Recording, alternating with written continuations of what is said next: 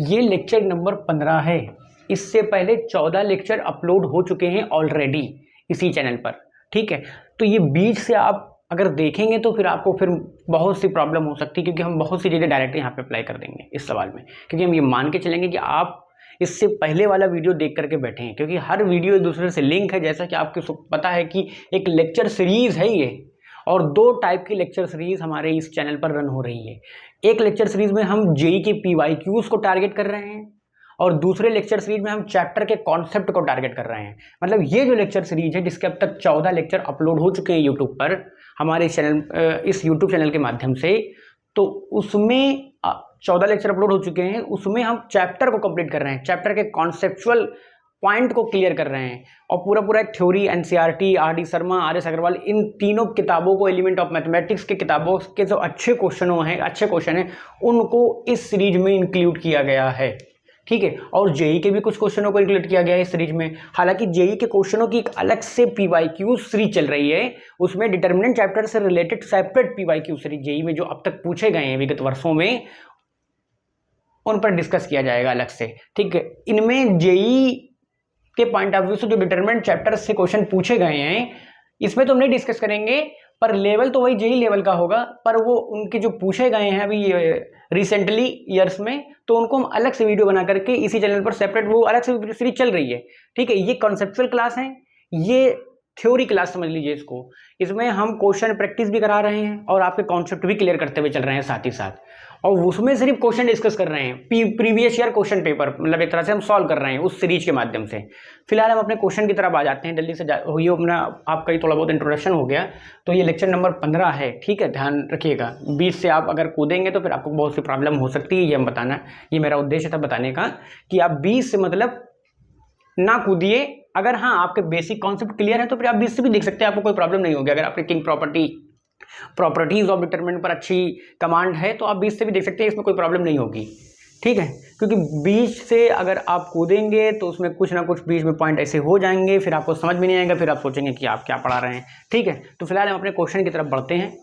Question क्या कह रहा है, let A and B real number such that AB बराबर 1, A और B रियल नंबर है, और AB बराबर 1 दिया है, और एक डिटर्मिनेंट दी है, और इस डिटर्मिनेंट की मिनिमम वैल्यू फाइंड आउट करनी है हमें। डिटर्मिनेंट की मिनिमम वैल्यू फाइंड आउट करनी है, ठीक है।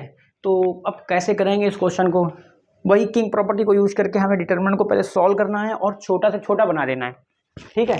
सॉल्व करके छोटा से छोटा बना देना है, और उसके बाद देखते हैं फिर क्या होता है। देखिए अब हम क्या कर सकते हैं, ऐसा क्या ऑपरेशन लगाएं जिससे सिमेट्रिकल एलिमेंट बन जाएं, और सिमेट्रिकल एलिमेंट बनने के बाद कुछ कॉमन आ जाए, कॉमन आने के बाद 1 1 बन जाए, और 2 0 मैक्सिमम 0 बन के हम फिर उसे एक्सपैंड कर दें।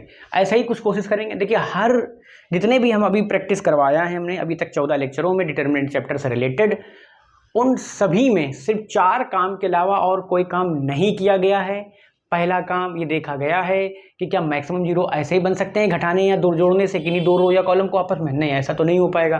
क्या सिमेट्रिकल एलिमेंट टाइप के कुछ एलिमेंट बन सकते हैं कॉमन ऑमन लेने से, हाँ कोशिश करेंगे, देखेंगे अगर बन जाएगा कॉमन ऑमन लेने से तो करेंगे।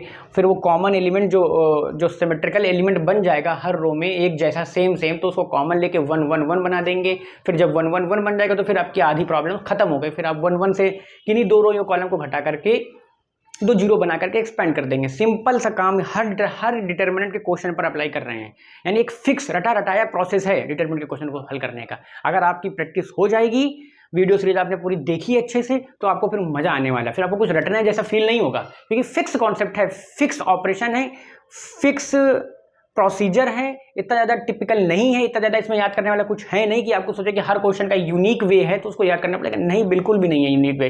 वही 4 काम के अंदर ही काम किया जा रहा है, ठीक है। अब इसमें भी वही 4 काम के अंदर ही कोई काम करेंगे। सबसे पहले डिटर्मिनेंट को मान लीजिए हमने ये उठाया है, एक ये डिटर्मिनेंट यहाँ पे फिर से लिखना पड़ेगा, नहीं लिखते हैं तो डायरेक्टली देखिए क्या कर सकते हैं हम यहाँ पे। अच्छा, अगर A² + B² + 2A बनता था तो हम जोड़ देते हैं, पर यहाँ पे माइनस है तो यहाँ पे A + B का होल स्क्वायर तो बनेगा नहीं, जोड़ने से तो कुछ होगा नहीं, घटाने से भी कुछ 0 0 तो बनेगा नहीं। क्या कर दें, देखिए जोड़ने घटाने से तो फिलहाल कुछ न कोई 0 बन रहा है और ना ही किसी प्रकार की सिमेट्री बन पा रही है एलिमेंट में, इंडिविजुअल रो या कॉलम में। अब हम ऐसा क्या कर सकते हैं, देखिए हम क्या कर सकते हैं, देखिए हमें B यहाँ भी दिख रहा है, B यहाँ भी दिख रहा है और B यहाँ भी है। अच्छा क्या अगर हम यहाँ से बी कॉमन ले लें ज़बरदस्ती, या C1 से बी कॉमन ले लें, आपकी मर्जी। क्योंकि हमने यही बताया कि डिटर्मिनेंट में जब आप ऑप्शन लगाते हैं आपके रास्ते और हमारे रास्ते अलग हो सकते हैं, पर आंसर आपका भी आएगा और मेरा भी आएगा।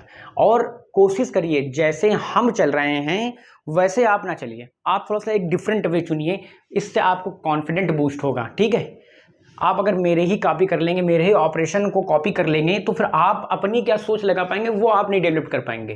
ठीक है, अच्छा है आप मेरे तरीके से भी लगे, फिर अपने तरीके से होगी कि हम दूसरे तरीके से भी सॉल्व कर सकते हैं। देखिए डिटर्मिनेंट को सॉल्व करने का कोई एक यूनिक वे नहीं होता है, एक फिक्स तरीका नहीं होता है, कई रास्ते होते हैं।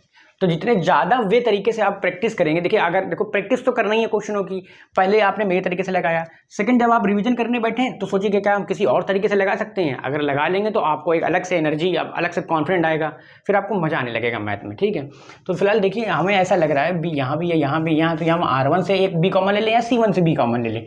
और ए भी देखिए यहाँ कैसे लग रहा है हमें, ए भी यहाँ है और यहाँ है और यहाँ है, तो R2 से ए कॉमन ले लें या C2 से ए कॉमन ले लें, आपकी मर्जी। तो फिलहाल हम हैविंग टेकन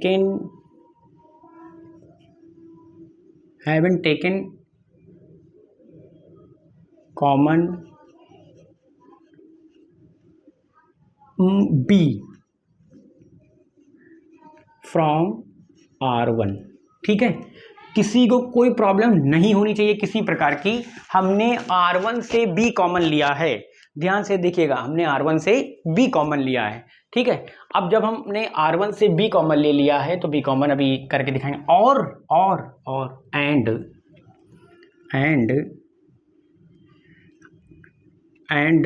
R2 से हम A कॉमन ले ले रहे हैं फ्रॉम R2। ठीक है, R2 से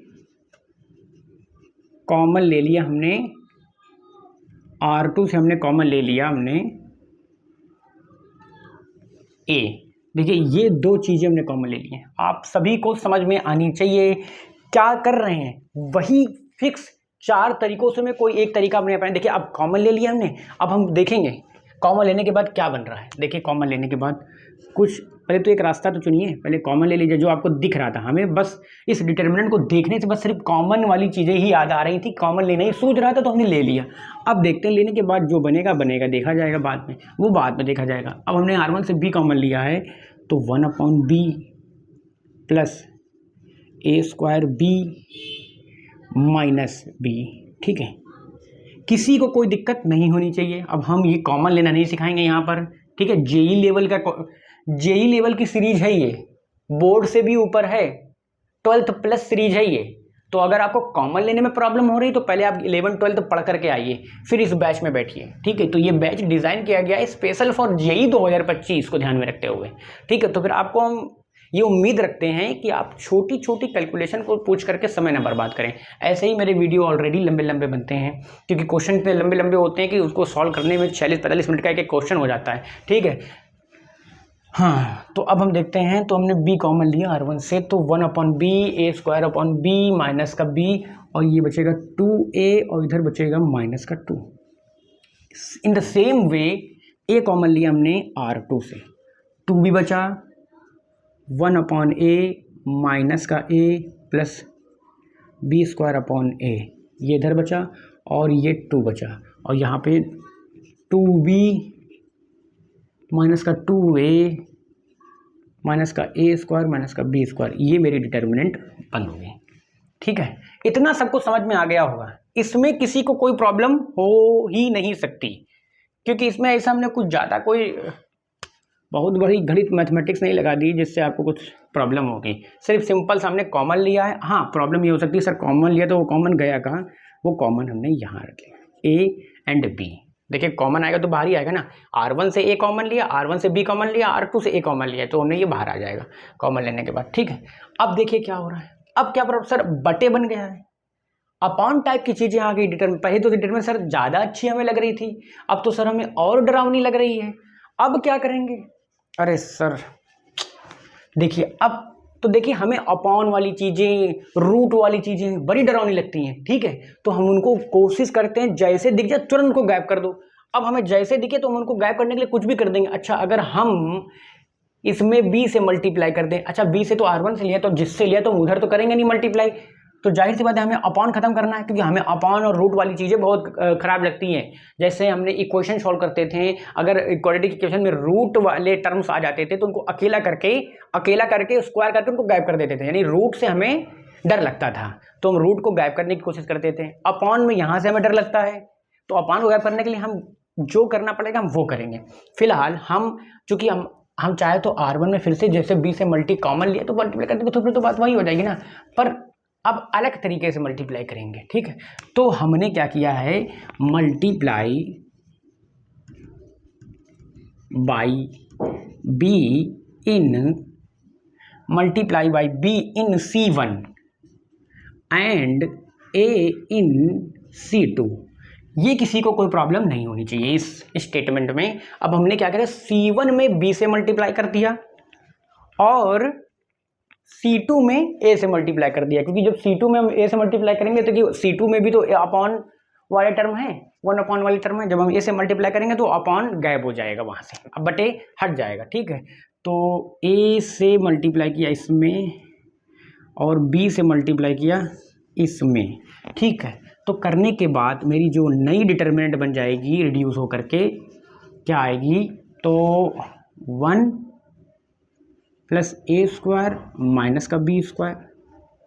ठीक है, वो तो वही आ जाएगा, और यहाँ पे 2b स्क्वायर आ जाएगा और यहाँ पे भी 2b स्क्वायर आ जाएगा यहाँ पे। ठीक है, कोई प्रॉब्लम नहीं होनी चाहिए। ठीक है, अब यहाँ पे हमने क्या किया, 2a स्क्वायर आ जाएगा यहाँ पे, क्योंकि c2 में हमने a से किया है, तो 1 माइनस का a square plus b square आ जाएगा यहाँ पे। ठीक है, और यहाँ पे माइनस का 2a स्क्वायर आ जाएगा। ठीक है, माइनस का 2a स्क्वायर आ जाएगा। किसी को कोई दिक्कत इसमें नहीं होनी चाहिए। ठीक है, यहाँ पे किसी को कोई दिक्कत नहीं होनी चाहिए, और ये तो ऐसे ही रहेगा जो का तो माइनस का 2 और 2 और 1 माइनस a स्क्वायर माइनस का b स्क्वायर। देख लें थोड़ा वीडियो, हाँ ठीक है, क्लियर है, सबको स्पष्ट दिखाई दे रहा है। हमने क्या किया, पहले तो कॉमन ले लिया हमने, क्योंकि कुछ सूझ नहीं रहा था। कॉमन लेने के बाद अपॉन बन गया तो वो हमें खराब लगने लगा, तो फिर हमने उसको मल्टीप्लाई कर दिया। ठीक है, ये एक फिक्स तरीका है। ठीक है, अब हम क्या कर सकते हैं, अब हम देखिए आपको भी दिख रहा होगा और हमें भी दिख रहा है जीरो। अब हमें यही कोशिश करनी होती सिमेट्रिकल एलिमेंट बन जाए या जीरो बन जाए। तो फिलहाल अगर हम r1 और r2 को देख ले, अब आगे आपको डिटर्मिनेंट खुद बता रहा है कि अब आपको क्या कौन सा ऑपरेशन लगाना है। अगर अब हम r1 r2 को जोड़ दें तो जीरो नहीं बन जाएगा एक, और इधर हम यहाँ पे r1 और r3 को जोड़ दें तो यहाँ पे भी एक जीरो बन जाएगा। ठीक है, पहले तो जो जीरो बन रहा है तो उसको पहले जीरो बना देते फिर बाद में देखेंगे कैसे क्या जोड़ने से सिमेट्रिकल एलिमेंट बन जाएंगे। तो यहाँ पे हम एक ऑपरेशन लगा देते हैं, r1 store that r1 plus r2 and,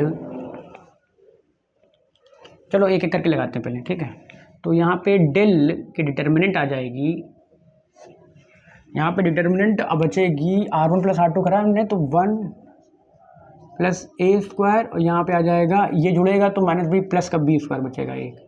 ठीक है, ये ब्रैकेट बचेगा, इधर r1 ही चेंज हो रहा है, यहाँ पे जोड़ेंगे तो a स्क्वायर भी सही, यहाँ भी 1 plus a square plus b square आ जाएगा। ठीक है, और यहाँ पे जीरो आ जाएगा, और वो ये जो का तो ऐसे रहेगा 2b स्क्वायर और ये 1 minus a square plus b square minus का 2a square 2 1 minus a square minus का b स्क्वायर। ये मेरा आपका डिटरमिनेंट बन जाएगा ये ऑपरेशन लगाने के बाद इसमें। ठीक है, अब देखिए क्या हो रहा है, अब तो आपको दिख ही रहा है ना कि ये ब्रैकेट r1 में से कॉमन ले लो। ठीक है, कॉमन ले लेते हैं, उसमें क्या दिक्कत। तो कॉमन लेने पर ठीक है सब लिखेंगे ये सब चीज़ें यहाँ पर, 1 plus a square plus b square common ले लिया, क्या बचा 1 1 0, ऊपर बचा 1 1 0, यहाँ बचा 2b स्क्वायर 2b स्क्वायर और यहाँ क्या बचा minus 1 minus a square 1 minus a square plus b square, और ये माइनस का 2a स्क्वायर, और इधर 2 बचा और इधर 1 माइनस ए स्क्वायर माइनस का बी स्क्वायर और ये मेरी डिटर्मिनेंट। ठीक है, किसी को कोई दिक्कत नहीं होनी चाहिए। ठीक है, इतना सबको समझ में आ गया। इसमें कोई किसी को प्रॉब्लम नहीं होनी चाहिए, इसमें किसी को कोई प्रॉब्लम नहीं होनी चाहिए। अब देखिए क्या कर सकते हैं हम। अब हम यहाँ से अगर घटा दें इनको तो भी एक जीरो बन जाएगा, या इनको घटा करके घटा दें तो फिलहाल हम क्या करते हैं, यहाँ से भी इनको घटा देते हैं। ठीक, R2 में से देखिए जितने ज़्यादा जीरो बन जाए उतना ही ज़्यादा अच्छा है, जितने ज़्यादा जीरो बन जाए उतना ही ज़्यादा अच्छा है। तो ठीक है, हम यहाँ पे क्या कर रहे हैं, R2 आप इस यहाँ से C1 माइनस C2 भी कर सकते हैं। देखिए आप कर सकेंगे, उससे भी आ जाएगा, उससे भी ज़्यादा कॉम्प्लिकेटेड नहीं होगा। इधर भी हम मेरा मन हम इधर से R2 माइनस R3 कर दे रहे हैं, इसमें कोई वो दिक्कत नहीं है। यहाँ पे हम ऑपरेशन लगा दे रहे हैं R2 minus R3 store that R2। ये ऑपरेशन हम इस डिटर्मिनेंट में लगाएंगे तो क्या बन जाएगा, देखिए ये बन जाएगा। अब जगह नहीं बची है यहाँ पर, तो क्या करें, मिटा दें। और क्या, मिटा के फिर से यहाँ पर हमें डिटर्मिनेंट को जगह नहीं बचती, बस यही प्रॉब्लम लगती है। थोड़ा बोर्ड जो है बड़ा बनाना पड़ेगा, कोई प्रॉब्लम है। ठीक है, तो हमने यहाँ पे ये ऑपरेशन लगाया R2 माइनस R3 डेल बराबर जो आ रहा है मेरा 1 प्लस ए स्क्वायर प्लस बी स्क्वायर, ये ब्रैकेट में कॉमन लिया था हमने। तो R2 स्टोर दैट हो रहा है ना, R2 माइनस R3 हो रहा है ना, तो ये 1 1 0 तो ऐसे ही रहेगा। R2 माइनस R3 हो रहा है ना, तो ये 0 आएगा। और ये देखिए R2 में से R3 घटेगा तो माइनस 2 प्लस 2 स्क्वायर हो जाएगा, प्लस माइनस ए स्क्वायर घटेगा तो प्लस 1 स्क्वायर बी स्क्वायर, ये पूरा ब्रैकेट बनेगा। देखिए इस ब्रैकेट में से ये घटाएंगे तो ये आएगा, भैया घटा लीजिए। और 2 माइनस ये ब्रैकेट करेंगे तो -1 प्लस 1 और माइनस प्लस माइनस माइनस हो जाएगा प्लस, तो यहाँ भी सेम संजोग से सेम ब्रैकेट आ जाएगा। और वो हम फिर कॉमन ले लेंगे क्योंकि यहाँ पे सिमेट्री बन गई है, क्योंकि बस हम जीरो बनाने चले थे पर और अच्छी चीज़ बन गई, तो वो तो मेरे लिए फ़ायदा ही हो गया ना। आप कॉन्सेप्ट से नहीं हटेंगे, तरीके से नहीं हटेंगे तो अपने आप ही आता जाएगा।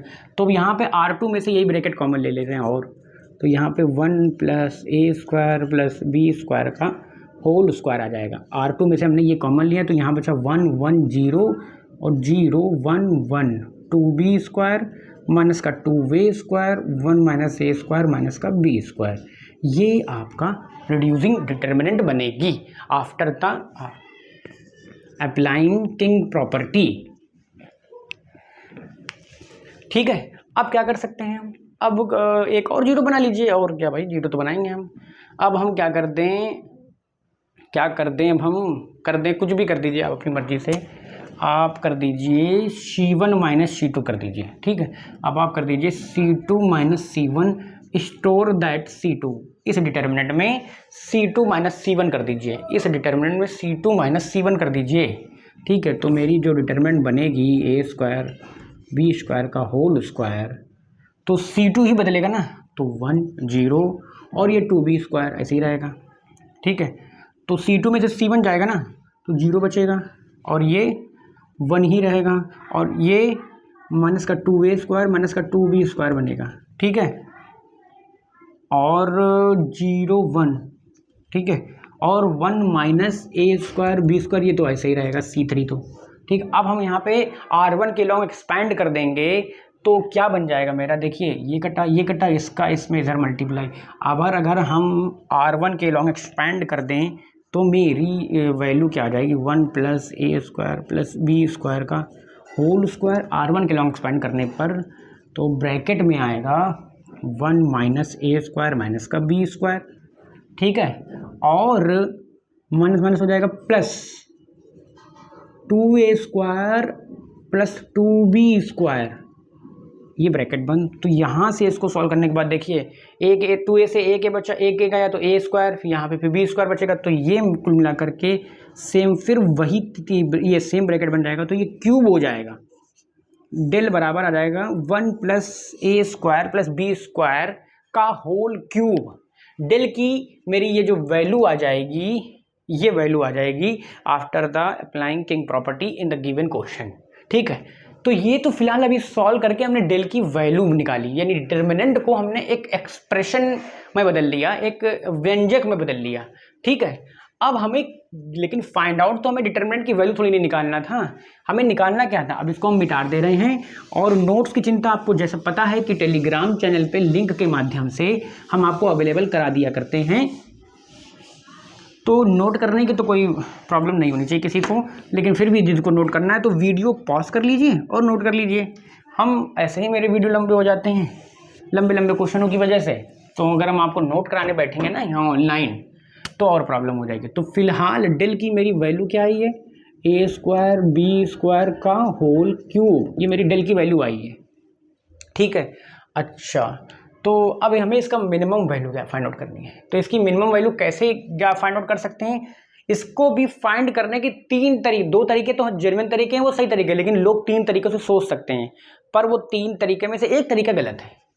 तो हम इसको जिसकी मिनिमम वैल्यू हम 3 तरीके से आपको निकाल के दिखाएंगे, और लेकिन उनमें से एक तरीका गलत होगा।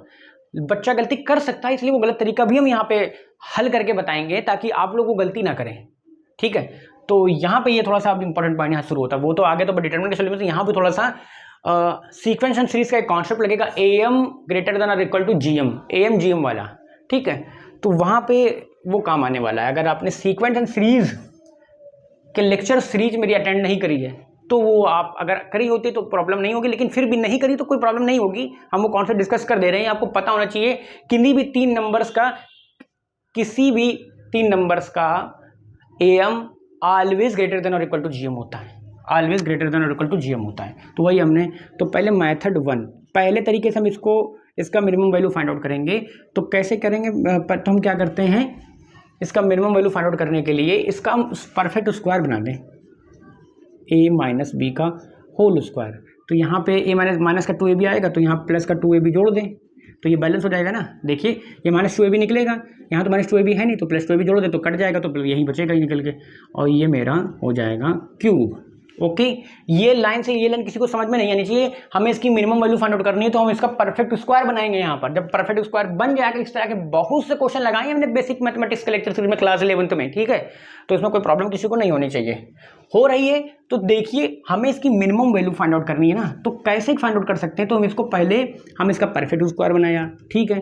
अब देखिए AB की वैल्यू तो 1 दी है ना, तो इसको यहाँ पर रख नहीं सकते हैं, चूंकि AB की वैल्यू 1 दी है तो यहाँ पे आ जाएगा 2 प्लस a माइनस बी का होल स्क्वायर।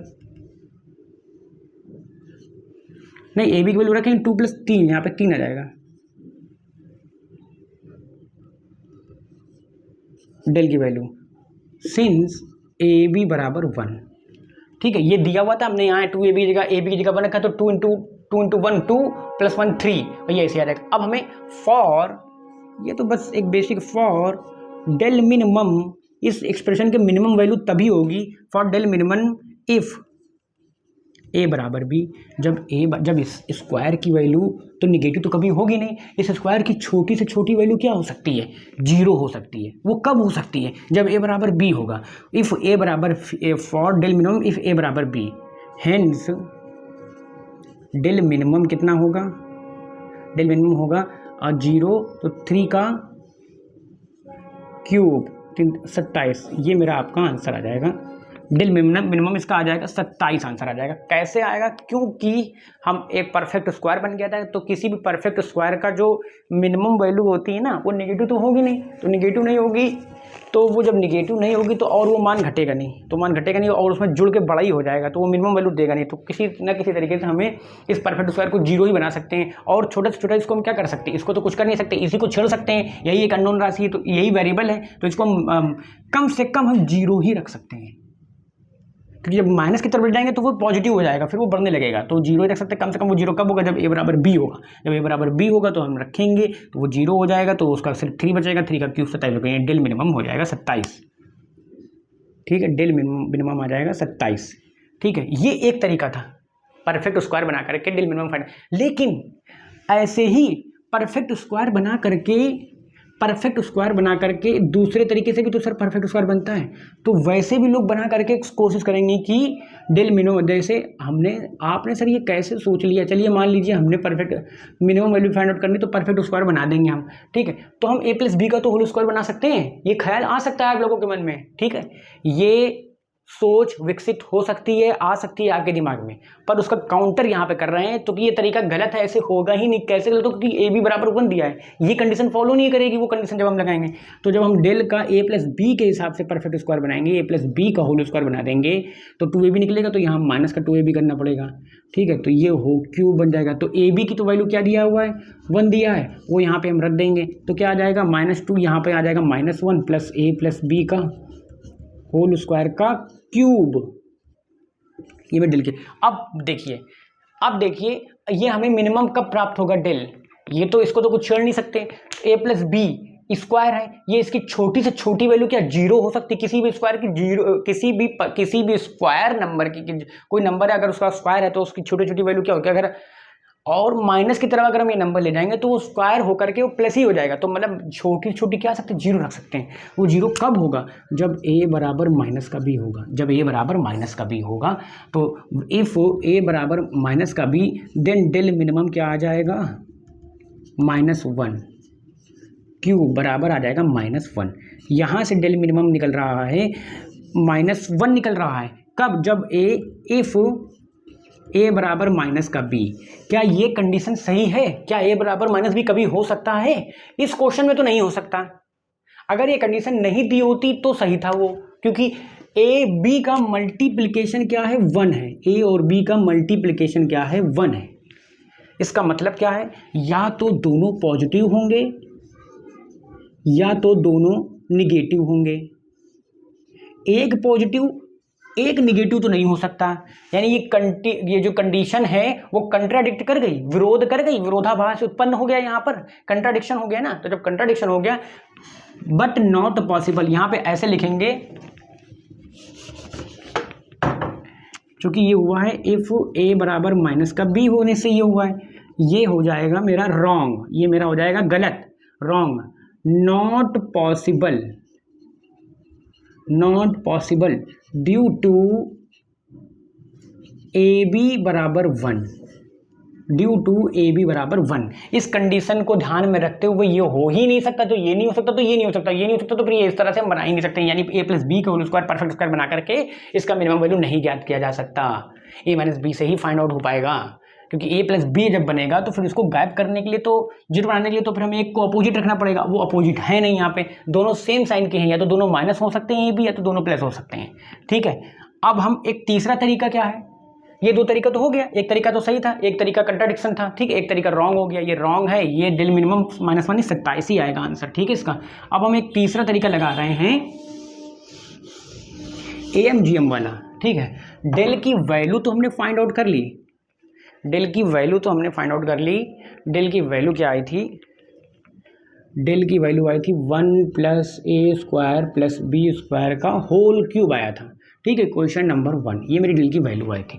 अब इसमें हम क्या करते हैं, क्योंकि आपको पता है arithmetic mean always greater than होता है और इक्वल टू हो सकता है ज्योमेट्रिकल मीन के, ठीक है, तो यहाँ पर हम अर्थमेटिक मीन निकालें, देखिए a square plus b square, 2 नंबरों का arithmetic mean always greater than और इक्वल टू हो रहा है यहाँ पर उनके ज्योमेट्रिकल मीन के, ठीक है, ये हो जाएगा a square plus B square greater than equal to 2ab हो जाएगा, यहाँ पे ये हो गया आपका, ठीक है, यानी कि ab की वैल्यू तो क्या है, a square plus B square greater than equal to 2, because ab बराबर 1 है, वो हमने यहाँ पे रख दिया, यानी कि a square plus B square जो ये एक्सप्रेशन है इसकी मिनिमम वैल्यू क्या हो सकती है, 2 है, हेंस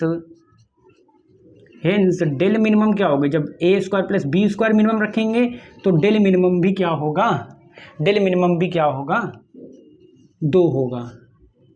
तो जब a square plus B square 2 रख देंगे जो कि मिनिमम होगा, इसकी वैल्यू 2 रख देंगे जो कि मिनिमम है, तो डेल भी मिनिमम आएगा, और वो कितना आएगा, यहाँ पे 1 है, यहाँ पे वो कितना आएगा, वो 3 का क्यूब यानी कि 27 27 आएगा, ठीक है। डेल मिनिमम यहाँ से 27 आएगा। देखिए दोनों तरीकों से 27 ही आ रहा है डेल मिनिमम, ठीक है। वही हमें फाइंड आउट करना था। ये क्वेश्चन दिया था कितना, मतलब अच्छी ये प्रॉब्लम है, कभी जेईई में पूछी गई थी, ठीक है। जेईई में कभी ये बहुत ज़्यादा पुराने क्वेश्चन है ये, पर ये जेईई लेवल के क्वेश्चन है, ये बोर्ड से इनका कोई लेना देना नहीं है, ठीक है। आई होप आपको ये क्वेश्चन समझ में आया होगा, ठीक है। अब हम अपने नेक्स्ट क्वेश्चन की तरफ बढ़ते हैं। फिलहाल हम वीडियो को पॉज करेंगे और थोड़ा सा मिटा करके दूसरा क्वेश्चन लिखेंगे।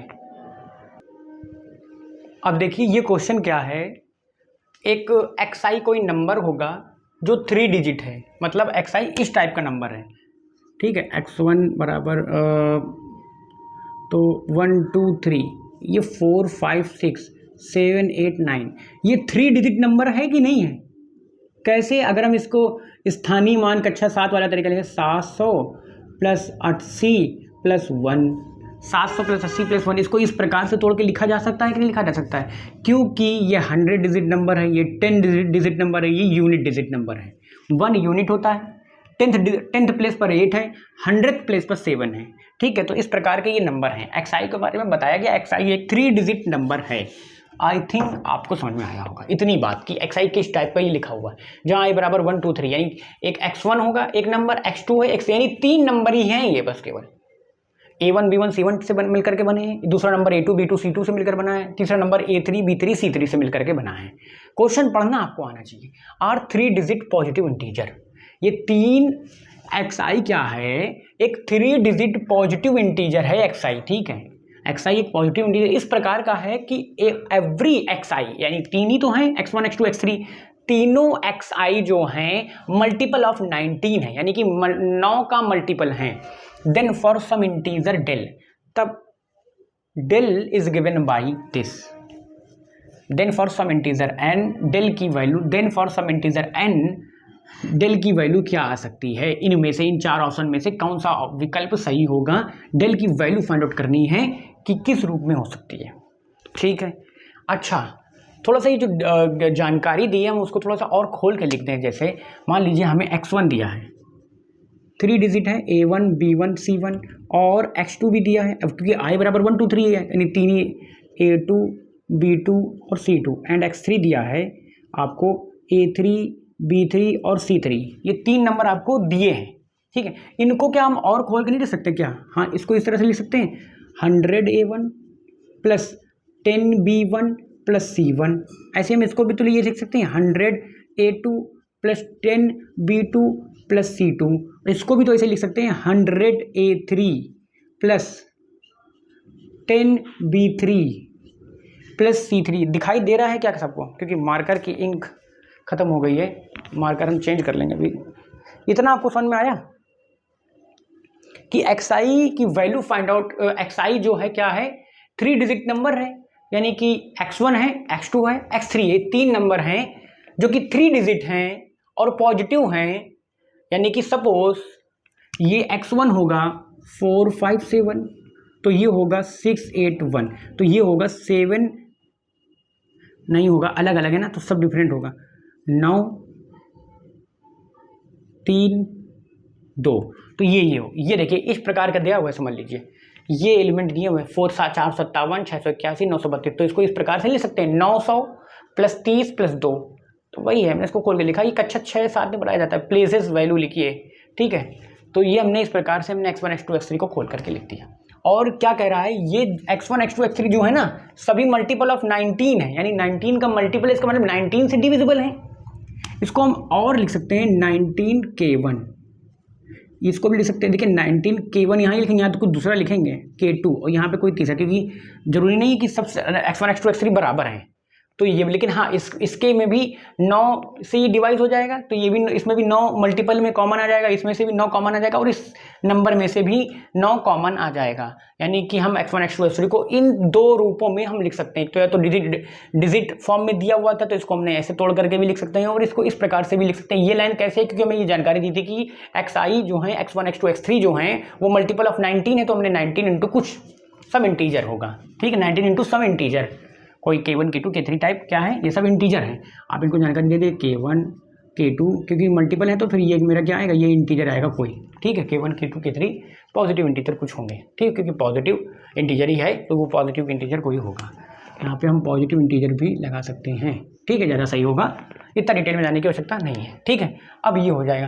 अब हमें फिर ये तो x1 x2 x3 की वैल्यू दे दी है कि ये 19k1 19k2 19k3 है, यानी सपोज अगर हम क्वेश्चन को इन शॉर्ट और बोल दी दूसरी तरीके से कि x1 बराबर दिया है ये, x2 बराबर दिया है ये, x3 बराबर दिया है ये, अगर हम ऐसे बोल दें, ठीक है। तो अब हमें डेल की वैल्यू, डेल उठाओ जरा,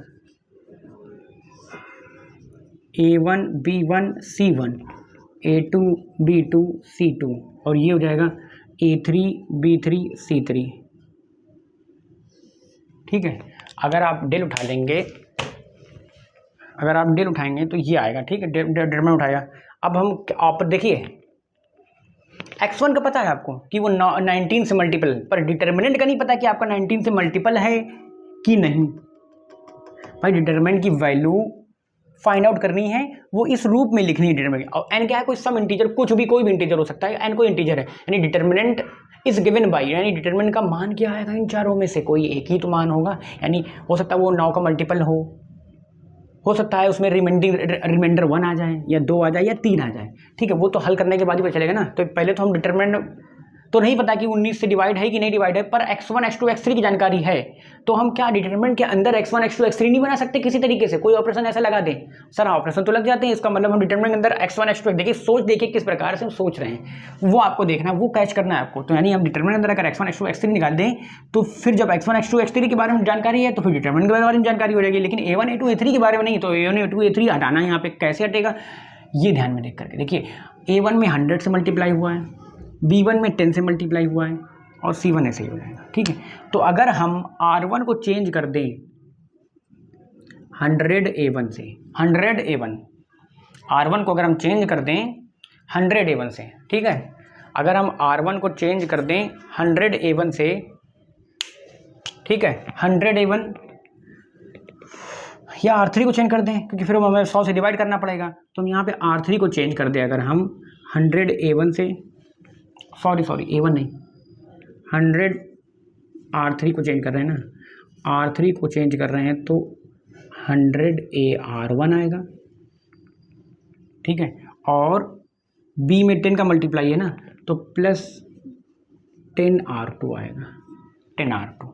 देखिए अगर हम r3 को ये ऑपरेशन लगा करके चेंज कर दें तो क्या आ जाएगा, देखिए तो मेरी जो डिटरमिनेंट बनेगी ना, मेरी ये बनेगी, r3 चेंज होगा, ठीक है, a1 a2 a3 b1 b2 b3 ऐसे। अब यहाँ पे देखिए आएगा, यहाँ पे आ जाएगा मेरा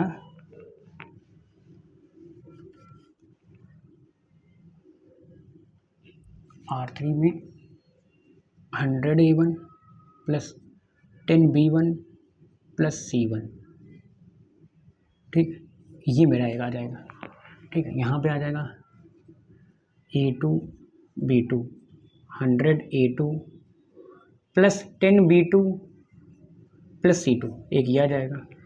देखिए ये सब क्वेश्चन बोर्ड में नहीं आएंगे, पहले बता दिया है हमने, और जेई पॉइंट ऑफ व्यू से इंपॉर्टेंट है। 100 a3 10 b3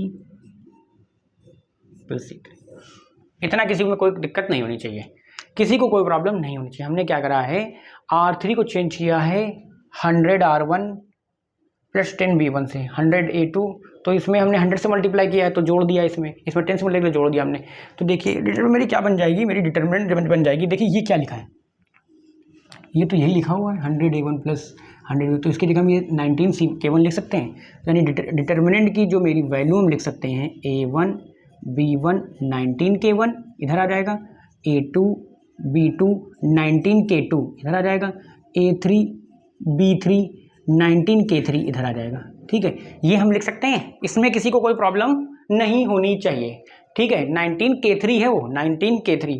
अब हम अगर हम r3 से 19 कॉमन ले रहे हैं तो 19 कॉमन ले लीजिए आप, तो अंदर क्या बचा, a1 b1 k1 a2 b2 k2 a3 b3 k3, ये मेरी डिटरमिनेंट बचेगी।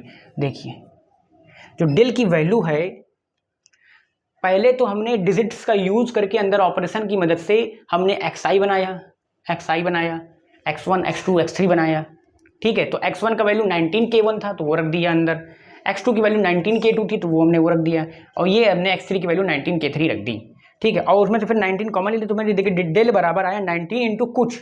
अब ये क्या है, ये एक इंटीजर है पॉजिटिव, ये भी पॉजिटिव और ये भी डिजिट है, ये तो ये भी दिया हुआ है, हमारे सब पॉजिटिव इंटीजर हैं, ये सब ये मेरे पॉजिटिव इंटीजर हैं, यानी कि अगर हम इसको हल करेंगे तो कुछ ना कुछ पॉजिटिव इंटीजर ही आएगा, यानी कि जो मेरा डेल बराबर है 19 इंटू सम पॉजिटिव इंटीजर,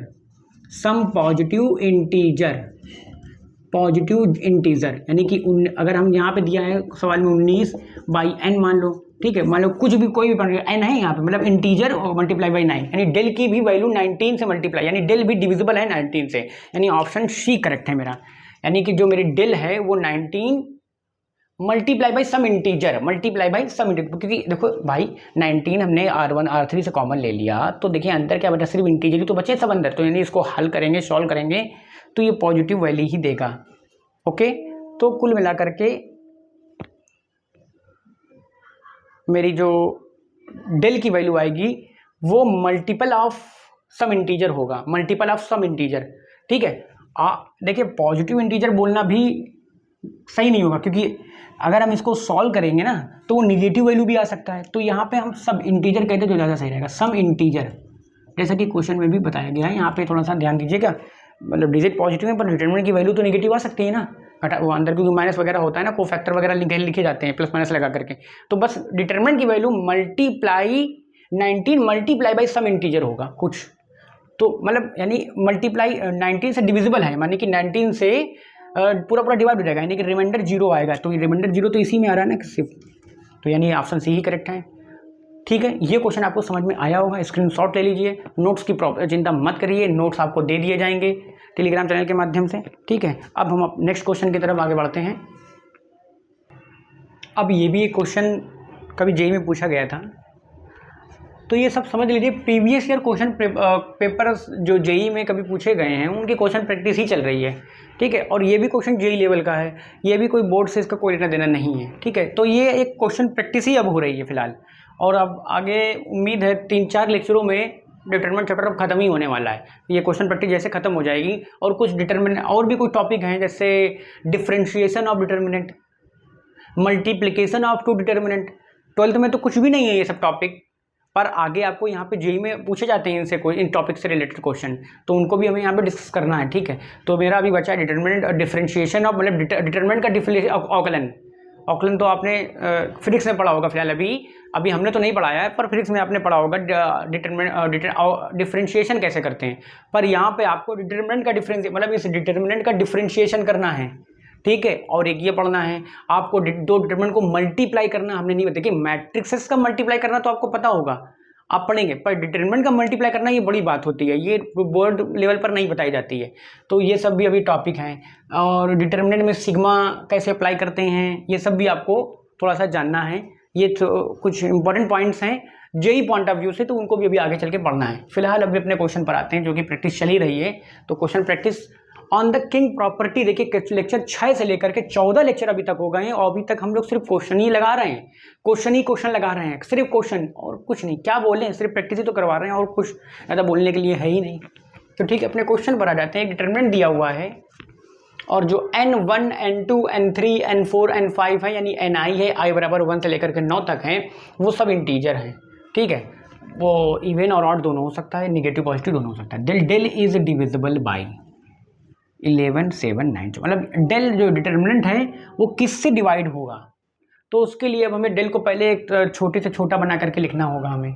तो कैसे कर सकते हैं, हमें तो कुछ समझ में नहीं आ रहा, अगर जोड़ेंगे तो भी कुछ नहीं होगा, घटाने से हमें कुछ ऐसा लग रहा है A square minus B square type के एलिमेंट बन जाएंगे। A square minus B square type के एलिमेंट, देखिए अगर हम इसमें से इसको घटा दें, C1 में से C2 घटा दें, C2 में C3, तो A square minus B square type के एलिमेंट बनेंगे, तो a plus B minus B होगा, a plus B A minus B होगा, तो a माइनस बी होगा तो 1 से 1 कट जाएगा, तो 2 कॉमन आ जाएगा, तो हाँ कुछ इससे कॉमन वामन आ रहा है, 2 बाहर आ जाएगा, ऐसा कुछ लग रहा है। तो यहाँ पे हम ऑपरेशन लगा रहे हैं C1 minus C2, store that C1, and the second option लगा दे रहे हैं C2 स्टोर दैट कर देंगे C2 माइनस C3। ये हम 2 ऑपरेशन लगा रहे हैं एटलीस्ट C3 अनचेंज रख करके, तो मेरी डिटरमिनेंट क्या बनेगी, तो मेरी डिटरमिनेंट बनेगी 2n, देखिए यहाँ पे हम कर दे रहे हैं 2n प्लस 1 का होल स्क्वायर है, ये C1 में और C2 माइनस कर रहे हैं ना, तो 2n2 + 1 का होल स्क्वायर माइनस होगा। ऐसे ही यहाँ पे भी होगा 2n4 + 1 का होल स्क्वायर माइनस 2n5 + 1 का होल स्क्वायर। तो इसको घटाएंगे, इसको कैसे खोलेंगे, देखिए 2n, इसको a - a² - b² का फॉर्मूला लगाएंगे तो 2n + 1a + b और a - b 2n + 1 माइनस का 2n2 - 1, ठीक है। तो यहाँ पे आ जाएगा 2n + 2n2 + 2, इधर आ जाएगा 1 से 1 कटेगा n1 - n2 और यहाँ पे 2 कॉमन आ जाएगा और यहाँ से भी ये 2n1 - 2n2 बचेगा तो 2 कॉमन आ गया और इसमें से भी तो 2 कॉमन ले सकते हैं। यहाँ पे 4 आ जाएगा n1 + n2 + 1 एक ब्रैकेट में, n1 - n2 एक ब्रैकेट में। तो ये मेरा देखिए, अगर हमने C1 - C2 किया है तो ये माइनस ये होगा, तो ये माइनस ये होगा, तो a + b a - b का फॉर्मूला a² - b² का फॉर्मूला लगाया, a + b a - b cut के ये आया और 2 को मल्टीप्लाई आ गया, यानी कि ये टर्म ये लिख गया। बिल्कुल इन द सेम वे यहाँ भी लिखेंगे, यहाँ भी लिखेंगे, यहाँ भी लिखेंगे, यहाँ भी लिखेंगे, क्योंकि ये भी तो कट रहा है। बस जहाँ जहाँ n1 n2 है वहाँ n2 n3 हो जाएगा, वहाँ n5 n6 हो जाएगा और वहाँ n8 n9 हो जाएगा। बस और कुछ नहीं देख रहे, एक जगह कैलकुलेशन करिए, बाकी सभी जगह सिमेट्री बन रही है ना, क्योंकि चेंज क्या है, सिर्फ n1 की जगह n8 है, n2 की जगह n9 है, बस वहाँ पे n1 की जगह n8 और 9 कर दीजिए। और जैसे हर जगह से आपको 4 मिलेगा, यहाँ से भी 4 मिला आपको तो यहाँ से भी 4 मिलेगा, यहाँ से भी 4 मिलेगा, यहाँ से भी 4 मिलेगा, यहाँ से भी 4 मिलेगा, यहाँ से भी 4 मिलेगा। तो 4 इससे कॉमन ले लेंगे, 4 इससे कॉमन ले लेंगे तो 16 तो आ ही जाएगा यहाँ से, ठीक है। तो करके दिखाएं कि डायरेक्टली 4 कॉमन ले लें। देखिए तो पहले लिख देते हैं यहाँ पे ज़्यादा से, 4n1 + n2 + n1 और n1 - n2। ऐसे ही यहाँ पे आएगा 4n4 n5 है ना, n4 + n5 + 1, ठीक है, ब्रैकेट में n4 - n5। ऐसे ही यहाँ पे आएगा n7, हाँ चल रहा है वीडियो, n7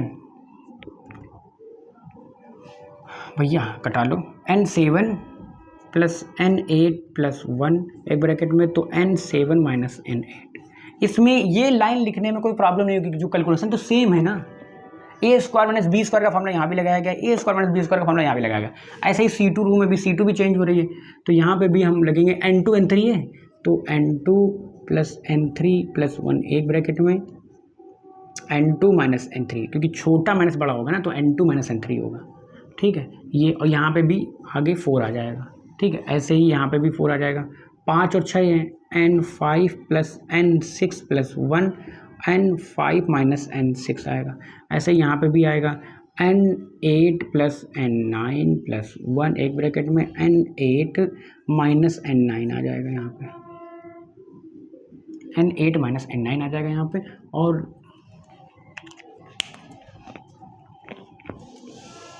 ये मिटा दे रहे हैं यहाँ पे, और बाकी C3 रो तो ऐसे ही रहेगी, 2n3 + 1 का होल स्क्वायर, 2n6 + 1 का होल स्क्वायर, 2n9 + 1 का होल स्क्वायर, ये ऐसे ही रहेगा मेरा, ठीक है। अब यहाँ से C1 में से R4 और C2 में से 4 कॉमन लेने पर क्या आ जाएगा, यहाँ पे 16 आ जाएगा। यहाँ से भी हमने 4 कॉमन ले लिया और यहाँ से भी हमने 4 कॉमन ले लिया, तो यहाँ पे हम 16 लिख सकते हैं। तो यहाँ पे हम 4 और 4 हटा दें, यहाँ पे कोई दिक्कत किसी को कोई नहीं होनी चाहिए, ठीक है। यहाँ से तो ये मेरा बच गया अब मेरा, ठीक है। यहाँ पे दूसरी लाइन एक जगह बच जाएगी मेरी, तो 16 समझ में आया। 16 तो ऑप्शन में नहीं, यानी कि ये डिटरमिनेंट को हमने 16 इंटू कुछ मल्टीप्लिकेशन में लिख लिया, और ये सब क्या है, मेरी इंटीजर ही है, तो कुल मिलाकर के नेगेटिव पॉजिटिव कुछ इंटीजर ही आएगा, तो यानी 16 का डिविजिबल है मेरी डेल। क्या 16 ऑप्शन में है? तो नहीं है फिलहाल, तो हम 64 यानी कि 16 का मल्टीपल ही कुछ होगा आंसर। मोस्ट प्रोबेबिलिटी आंसर यही आना चाहिए, क्योंकि 16 64 के मल्टीपल में होती है, 64 के 16 के मल्टीपल में 64 आता है, तो शायद हो सकता है ये हो जाए। और देखते हैं, करेक्ट बिल्कुल आंसर निकालने की कोशिश करें यहाँ पे। अब देखिए क्या होगा, अब आगे और क्या हो सकता है ऑपरेशन।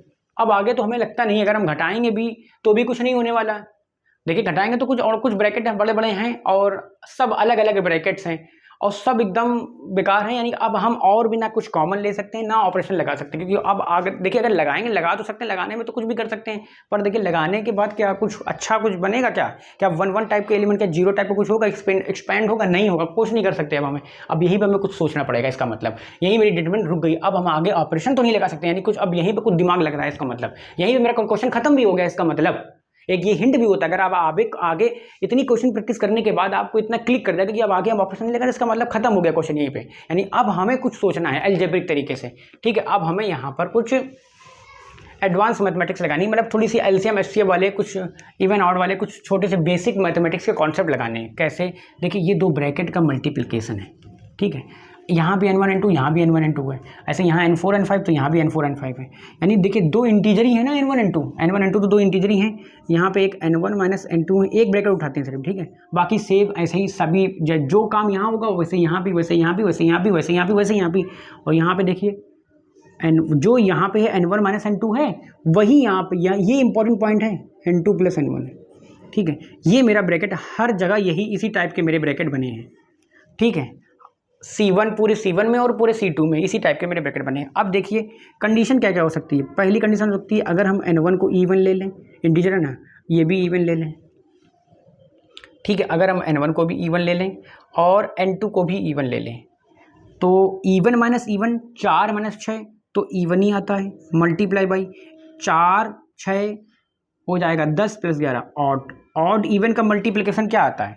ऑड इवन का मल्टीप्लिकेशन क्या आता है? इफ़ हमने n1 n2 को केस बना लूँ, case if n1 n2 belong even integer, even integer पहला केस, दोनों ही हमने क्या ले लिए? इवन इंटीजर ले लिए। तब इवन माइनस इवन 4 में 6 इवन आएगा, मल्टीप्लाई बाई इवन 4 6 10 प्लस 1 यानी ऑड आ जाएगा।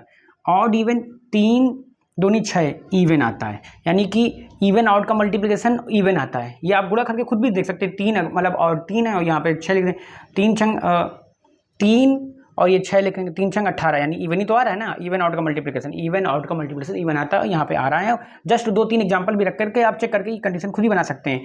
यानी अगर आपने n1 n2 दोनों इवन लिए तो ये भी इवन होगा और ये ब्रैकेट और हो जाएगा, उसका मल्टीप्लिकेशन आंसर आ जाएगा इवन। यानी कुल मिलाकर के इसका आंसर ये इवन नंबर है, कुछ भी हो अगर दोनों। हाँ एक सेकेंड, अभी नहीं, अभी और भी तो संभावना हो सकती है। अगर n1 n2 इफ़ n1 हमने ले लिया इवन एंड n2 हमने ले लिया ऑड, n1 ले लिया हमने इवन और n2 हमने ले लिया ऑड, ठीक है। तब क्या होगा? n1 मेरा क्या है? इवन, n1 मेरा क्या है? इवन और n2 मेरा है ऑड। तो 6 में से 3 जाएगा तो यहाँ बचेगा ऑड, मल्टीप्लाई बाई 6 3 9 10 इवन। तो यहाँ फिर वही कंडीशन बन गई इवन। देखिए इवन ऑड जोड़ेंगे 6 3 9 तो ऑड आएगा, ऑड में ऑड जोड़ेंगे 1 भी तो ऑड है, तो ऑड में ऑड जोड़ेंगे तो वो हो जाता है इवन। तो यानी कुल मिलाकर के इवन आ जाएगा। और क्या कंडीशन बन सकती है मेरी? या दोनों ऑड ले सकते हैं हम। जब हम दोनों ऑड लेंगे तो ऑड माइनस ऑड क्या आएगा? इफ़ n1 बराबर ऑड एंड n2 बराबर भी ऑड ले लें। अगर हम दोनों ही ऑड ले लें तो क्या आएगा? देखिए 7 में से 3 गया तो इवन आएगा, मल्टीप्लाई, देखिए ऑड माइनस ऑड तो इवन होता है, ठीक है। और odd plus odd 3 7 3 10 7 3 10 odd plus odd even होता है। फिर ऑड प्लस ये देखिए ऑड, ये भी odd, odd plus odd even होता है। Even plus odd, even plus odd 7 2 9 तो ऑड होता है। तो 7 2 9 9 ऑड होता है, तो इंटू ई और इंटू इवन इवन होता है।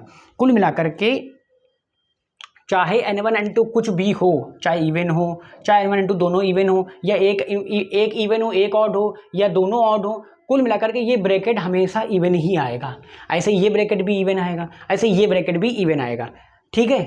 एक ही इवन आएगा, देखिए एक इवन और दूसरा तो ऑड नंबर आएगा, एक ही ब्रैकेट इवन आएगा, एक ही ब्रैकेट इवन आएगा, ठीक है। और यानी एक ही ब्रैकेट इवन आएगा, 2 ब्रैकेट इवन नहीं आएंगे। तो एक यानी कि 2 का ही मल्टीपल होगा ये ब्रैकेट, कुछ भी होगा पर ये ब्रैकेट 2 का मल्टीपल। ऐसे ही ये भी ब्रैकेट 2 का मल्टीपल होगा, ये भी ब्रैकेट 2 का मल्टीपल होगा, ये भी ब्रैकेट 2 का मल्टीपल होगा, ये भी ब्रैकेट 2 का मल्टीपल होगा, ये भी ब्रैकेट 2 का मल्टीपल होगा। यानी कि डिटर्मिनेंट को हम ये 16 2l 2m 2n 2x 2y 2z और ये जो C3 ऐसे ही उतार दिया हमने, इस फॉर्म में लिख सकते हैं कि नहीं लिख सकते, यही मेरा की पॉइंट है, यही मेरा की पॉइंट है। ठीक है, यही मेरा की पॉइंट है जो यहाँ पे समझाया गया है, यही इंपॉर्टेंट है। क्योंकि देखिए एक तो इवन है, एक ब्रैकेट तो इवन है, एक ब्रैकेट इवन हो जाने से तो पूरा ये ब्रैकेट इवन हो जा रहा है, एक ब्रैकेट इवन है तो यानी इसका मतलब ये 2 का मल्टीपल है, ये भी ब्रैकेट, ये भी कुछ जो भी लिखा है ये भी 2 का मल्टीपल है, ये भी 2 का मल्टीपल है, तो 2 का मल्टीपल है, कुछ भी है तो लेकिन 2 का मल्टीपल है, यहाँ भी 2 का मल्टीपल है,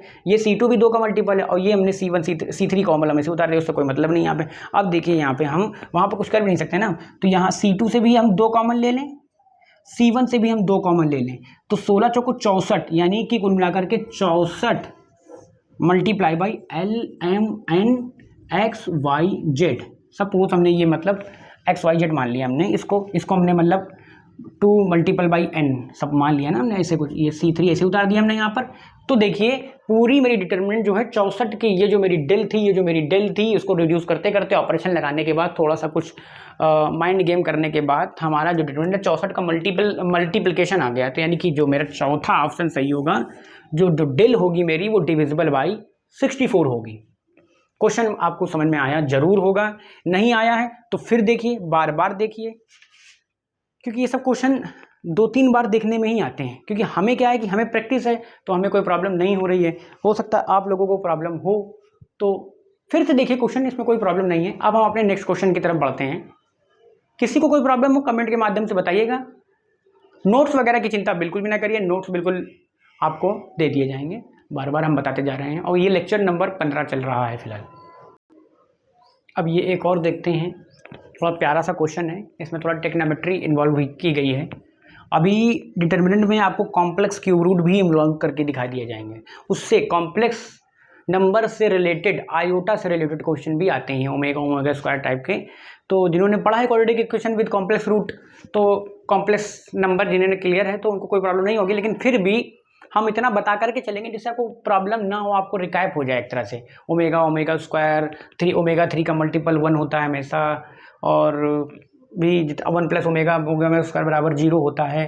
तो ये जो भी होता है उसको हम पूरा यहाँ पे अभी डिस्कस करेंगे। पहले complex cube root of unity को, देन उससे रिलेटेड हम क्वेश्चन यहाँ पर डिटरमिनेंट करके लगाएंगे, ऐसे ही नहीं उठा करके लगा देंगे। लेकिन देखिए हम भले हम ये बोल देते हैं कि ये क्वेश्चन ये इसमें टिग्नोमेट्री इन्वॉल्व है, फिर भी हम बताते हुए चलते हैं टिग्नोमेट्री या सीक्वेंस एंड सीरीज। हमने AM > GM लगाया तो हमने वो बताया कि यहाँ पे ये कॉन्सेप्ट होता है कि हमेशा AM और बड़ा ही होता है GM से। तो ये आपको एकदम मतलब एक तरह से वहाँ पे आपको प्रूफ बताया है, और छोटा सा प्रूफ है तो कोई बहुत बड़ा प्रूफ नहीं है, तो उसमें याद रखना ही बोल सकते हैं उसको। लेकिन जब वहाँ प्रूफ कर लेते हैं तो आपको फिर वो होता है कि हाँ ये इस तरह से प्रूफ हुआ है तो इसको हमें याद रखना है।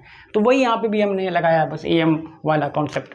तो फिलहाल हम अपने क्वेश्चन की तरफ आते हैं। क्वेश्चन क्या कह रहा है, A + B + C बराबर पाई दिया है, और then the value of this determinant, इस डिटर्मिनेंट जो बड़ी सी डिटर्मिनेंट दी गई है इसकी हमें वैल्यू फाइंड आउट करनी है। ठीक है, तो कैसे कर सकते हैं हम, और 4 ऑप्शन भी दिए हैं उनके क्वेश्चन में, 4 ऑप्शन दिए हैं। ठीक है, ये सब क्वेश्चन जेई में पूछे गए हैं। ठीक है, 4 ऑप्शन भी दिए गए हैं, और जो अभी लेटेस्ट जेई के क्वेश्चन पूछे जा रहे हैं 2021 से लेकर के 22, 23, 24 में, उनकी अलग से हम PYQs करके सीरीज बना रहे हैं। तो ये बता चुके हैं, बार बार फिर बता रहे हैं कि 2 सीरीज चल रही है। ये चैप्टर से रिलेटेड सीरीज चल रही है, कॉन्सेप्ट से रिलेटेड और प्रैक्टिस से रिलेटेड सीरीज चल रही है। सारे क्वेश्चन यहाँ पे डिस्कस किए गए हैं जो जेई में कभी पूछे गए हैं, नहीं है बोर्ड में, सब कुछ NCERT वगैरह RD शर्मा के सारे क्वेश्चन यहाँ डिस्कस किए गए हैं। और वो अलग से एक सीरीज चल रही है जो PYQs से रिलेटेड लेक्चर सीरीज है, उनमें सिर्फ लेटेस्ट क्वेश्चन जो जेई में कभी पूछे गए हैं उनको डिस्कस किया गया है। तो सेपरेट सीरीजें हैं दोनों अलग अलग, तो दोनों ही सीरीज देखिए, वो भी देखिए। एडवांस के क्वेश्चन वहाँ डिस्कस किए गए हैं। जे एडवांस 2022 में जो क्वेश्चन आया था डिटरमिनेंट से रिलेटेड, वो भी बहुत बढ़िया क्वेश्चन था, वो भी आधे घंटे 45 मिनट का क्वेश्चन था, तो उसको भी हमने डिस्कस किया है। तो फिलहाल अब हम देखते हैं, ये क्वेश्चन पर आते हैं। 4 ऑप्शन दिए गए हैं, उनमें से कोई एक सेट करना, तो फिलहाल सोल्यूशन निकाल देंगे, वही एक ऑप्शन सही होगा उससे मैच कर लेना, वो टिक कर देना वहाँ पे। तो हम देखते हैं इसको सॉल्व करने की कोशिश करते हैं डिटरमिनेंट। देखिए यहाँ पर आपको देख करके ही समझ में आ गया होगा कि हमें पहला क्या किंग प्रॉपर्टी लगानी है। सब लोगों को दिख गया होगा यहाँ पे, जिसको C1 + C3 दिख रहा होगा तो उसको मतलब क्लियर है, क्योंकि आपको पता है कि sin उसका थीटा + cos का थीटा बराबर 1 होता है, sin उसका थीटा + cos का थीटा बराबर 1 होता है, sin उसका थीटा + cos का थीटा बराबर 1 होता है। तो निश्चित ही है कि हम C1 और C3 को ऐड करेंगे। तो सबसे पहला ऑपरेशन सभी को क्लियर हो गया होगा, यहाँ पर C1 + C3 ही करना है और कुछ करना नहीं है। तो डेल बराबर यहाँ पे आ जाएगा 1 1 1, और यहाँ पे आ जाएगा। अच्छा, अगर हम 2 से मल्टीप्लाई और 2 से डिवाइड कर दें इन C2, अगर हम C2 में यहाँ पे 2 से मल्टीप्लाई कर दें तो फिर 2 से डिवाइड भी करना पड़ेगा बैलेंस करने के लिए, नहीं तो 2 sin A cos A हो जाएगा, 2 sin B cos B हो जाएगा, 2 sin C cos C हो जाएगा। तो इसका फॉर्मूला होता है, आपको पता होगा ट्रिग्नोमेट्री में, 2 sin A cos A का फॉर्मूला होता है sin 2A। ये फॉर्मूला आपको पता होना चाहिए, ठीक है। तो यहाँ पे हम डायरेक्टली लिख दे sin 2A, यहाँ भी हम डायरेक्टली लिख दे रहे हैं sin 2B, यहाँ भी हम डायरेक्टली लिख दे रहे हैं sin 2C, और ये आपका cos square A cos square B cos square C, ये आपका। इतना किसी को कोई प्रॉब्लम नहीं होनी चाहिए, इतनी चीज़ समझने में किसी को कोई प्रॉब्लम नहीं होनी चाहिए, ठीक है। हमने कुछ नहीं करा, sin 2 थीटा का फॉर्मूला लगाया है, 2 sin थीटा cos थीटा वाला फॉर्मूला लगाया है, 2 से मल्टीप्लाई डिवाइड किया है, C2 में 2 से मल्टीप्लाई किया है, क्योंकि हमें पता है कि वहाँ पे अगर 2 आ जाएगा तो वो पूरा फॉर्मूला पैक हो जाएगा, तो वो पैक कर दिया, यहाँ पे बैलेंस करने के लिए 2 से मल्टीप्लाई किया है। और हमें sine square theta plus cos square theta बराबर 1 वाली आइडेंटिटी भी बन रही थी ना, ट्रिग्नोमेट्री आइडेंटिटीज, तो वो भी फेमस आइडेंटिटी, तो वहाँ पे 1 1 1 बन जाएगा, तो 1 1 बन जाता है, तो मेरी डिटरमिनेंट की वैल्यू निकालने में और आसानी होती है, 2 0 बनाना। अब हमें सिंपली ये ध्यान रखना है, 2 0 बना दें हम यहाँ पे C1 में, यानी कि अब हम अगर कर दें, अगर हम कर दें R1 minus R2 and R2 store that R2 minus R3, ये 2 ऑपरेशन हम लगा दे रहे हैं, ठीक है। R1 में से R2 घटा दे रहे हैं, R2 में से R3 घटा दे रहे हैं, तो 2 0 मेरे बन जाएंगे यहाँ पर, डेल बराबर हाफ, ये 0 आ जाएगा यहाँ पे। R1 माइनस R2 है ना, sin 2A माइनस का sin 2B आ जाएगा, और यहाँ पे आ जाएगा cos स्क्वायर A माइनस का cos स्क्वायर B, ऐसे यहाँ पे भी 0 आ जाएगा, sin 2B माइनस का sin 2C आ जाएगा, ऐसे ही यहाँ पे cos स्क्वायर B माइनस का cos स्क्वायर C आ जाएगा यहाँ पे, और R3 ऐसे ही 1 sin 2C cos square C, ये ऐसे ही रहेगा। अब यहाँ पे देखिए sine C minus sine D का फॉर्मूला आपको पता होगा, बचपन में आपने पढ़ा है, ट्रिग्नोमेट्री के बहुत सिंपल से फॉर्मूले होते हैं। Sine C minus sine D का फॉर्मूला आपने पढ़ा होगा बचपन में, साइन C माइनस का साइन D, यहाँ जो फॉर्मूले यूज हो रहे हैं वो हम यहाँ लिख दे रहे हैं, sine C plus D/2 into cos C minus D/2। और आपने अगर हम यहाँ पे इनको घटा दें, घटा तो दिया है, और यहाँ पे cos square A minus cos square B का भी फॉर्मूला आपने पढ़ा होगा, cos स्क्वायर A माइनस का cos स्क्वायर B का भी फॉर्मूला पढ़ा होगा आपने, माइनस का sine A plus B into sine A minus B, ठीक है। ये आपने फॉर्मूले ट्रिग्नोमेट्री में बहुत अच्छे तरीके से देखे होंगे, ठीक है, बहुत अच्छे तरीके से देखे, इसमें कोई हमें बताना नहीं है। Sine C minus sine D बराबर 2 sine C plus D/2 into cos C minus D/2, ठीक है, C माइनस D/2, और ऐसे cos square A minus cos square B वाला फॉर्मूला साइन माइनस लगेगा यहाँ पे, sine A plus B into sine A minus B। ये फॉर्मूले आपने पढ़े हैं, बस हमें यहाँ पे अप्लाई कर देना है, यहाँ पे डायरेक्ट, और कुछ नहीं करना है, यहाँ पे सिर्फ अपने फॉर्मूले अप्लाई करने हैं। 0 0 1, ठीक है, जो पहले फॉर्मूले लग रहे हैं वो उनको अप्लाई कर ले, फिर उसके बाद एक्सपेंड कर दें, तो sine C minus sine D का फॉर्मूला लग जाएगा यहाँ पे, तो आ जाएगा 2 साइन C प्लस D यानी कि A plus B into cos A minus B, ठीक है, बाई 2। देखिए तो 2 2 कॉमन है कि नीचे बटे वाला 2 से वो डिवाइड होकर वो हट जाएगा, ऐसे यहाँ पे भी आ जाएगा 2 sine B plus C into cos B minus C by 2 था, 2 भी था, इस वजह से वो हट गया वहाँ पे, ठीक है। ऐसे यहाँ पे भी आ जाएगा माइनस का sine A plus B into sine A minus B, ठीक है, ओके, किसी को कोई प्रॉब्लम नहीं होनी चाहिए, ठीक है। ऐसे यहाँ पे भी आ जाएगा माइनस का sine B plus C into sine B minus C, ऐसा ही, और नीचे साइन 2C और ये कॉस स्क्वायर C। ये लाइन, ये जो डिटरमिनेंट हमने लिखी है दूसरी, इसमें किसी को कोई दिक्कत नहीं होनी चाहिए, इसमें किसी को कोई दिक्कत नहीं होनी चाहिए, ठीक है, इसमें किसी को कोई भी दिक्कत नहीं होनी चाहिए। अब देख लीजिए यहाँ से कॉमन कर लीजिए, sine A minus B common आ रहा है ना, sine A minus B common आ रहा है, cos A plus B sine C minus D का formula cos C plus D by two into sine. देखिए sine C minus sine D का फॉर्मूला थोड़ा उल्टा लग गया है, वो साइन सी प्लस वो थोड़ा फॉर्मूला उल्टा होगा यहाँ पे, ठीक है। ये थोड़ा सा कैलकुलेशन है, यहाँ पे cos C plus D by two होगा, cos C plus D by two होगा, और यहाँ पे sine C minus D by two होगा, sine C minus D by two होगा, ठीक है। ये थोड़ा सा फॉर्मूला उल्टा हो गया यहाँ पे, वही हम समझ रहे थे प्रॉब्लम कुछ होगी हुई है। Sine C minus cos C plus D by two होगा, और यहाँ पे साइन सी, यहाँ पे देखिए अब कुछ लोग कहेंगे सर बटे दो यहाँ पे लगा, तो यहाँ तो आपने बटे दो नहीं लगाया। देखिए sine C minus sine D है two cos C plus D by two, two A plus two B by two, तो यहाँ से दो कॉमन लेके ये कट जाएगा ना दो, तो ये सिर्फ ए प्लस बी बचेगा ना यहाँ पे, ऐसे ही वहाँ पे ऐसे यहाँ पे भी आ जाए यहाँ पे आ जाएगा कॉस। ये फार्मूला आप देख लीजिएगा कैसे लगा रहे हैं, इसमें कोई दिक्कत नहीं, फार्मूला मिस्टेक होती रहती है, कोई बहुत बड़ी बात नहीं है, ये हो जाएगा। और यहाँ ये फार्मूला सही लगा है ना, देख लेना चेक कर लेना, ठीक है, हाँ ये फार्मूला सही लगा है। अब देखिए क्या हो रहा है, देखिए R1 में से sign A minus B common आ रहा है, R2 में से साइन बी माइनस सी कॉमन आ रहा है, कॉमन ले लीजिए कॉमन, फिर हम एक्सपेंड कर देते हैं। कॉमन लेने के बाद देखिए क्या आएगा, sign A minus B common आएगा, R1 में से साइन बी माइनस सी कॉमन आ रहा है, R2 में से साइन बी माइनस सी कॉमन आ रहा है। फिर उसके बाद जो मेरी डिटर्मिनेंट बच रही है अंदर 0 0 1, ठीक है, और अंदर वो 2 कॉस ए प्लस बी। अच्छा कॉस ए प्लस बी को हम और रिड्यूस कर सकते हैं, ए प्लस बी बराबर है पाई माइनस सी, ठीक है। तो यहाँ पे अगर दोनों तरफ कॉस लगाएंगे, कॉस ए प्लस बी बराबर हो जाएगा कॉस पाई माइनस सी, ठीक है। कॉस पाई माइनस सी क्या हो जाएगा, कॉस पाई माइनस सी हो जाएगा और माइनस का कॉस सी आ जाएगा यहाँ पे, क्योंकि सेकेंड क्वाड्रेंट में कॉस जो होता है वो निगेटिव होता है, तो यहाँ पे आ जाएगा माइनस का कॉस सी। इसमें किसी को कोई दिक्कत नहीं होनी चाहिए, ठीक है, इसमें किसी को कोई दिक्कत नहीं होनी चाहिए, हाँ। तो यहाँ पे आ जाएगा माइनस का कॉस सी, यहाँ पे माइनस का कॉस सी आ जाएगा। ऐसे ही कॉस बी प्लस सी में भी आ जाएगा माइनस का कॉस ए, ठीक है। तो डिटरमिनेंट हम यहाँ पे लिख दे रहे हैं माइनस का कॉस सी। देखिए यहाँ पे साइन ए माइनस बी बाहर लिया, तो 2 कॉस ए प्लस बी है, कॉस ए प्लस बी की जगह हम लिख सकते हैं माइनस का कॉस सी, माइनस का कॉस सी, माइनस का 2 कॉस सी। ऐसे ही कॉस बी प्लस सी है तो माइनस का कॉस ए, माइनस का 2 कॉस ए, और यहाँ पे क्या है साइन 2 सी ऐसे ही रहेगा।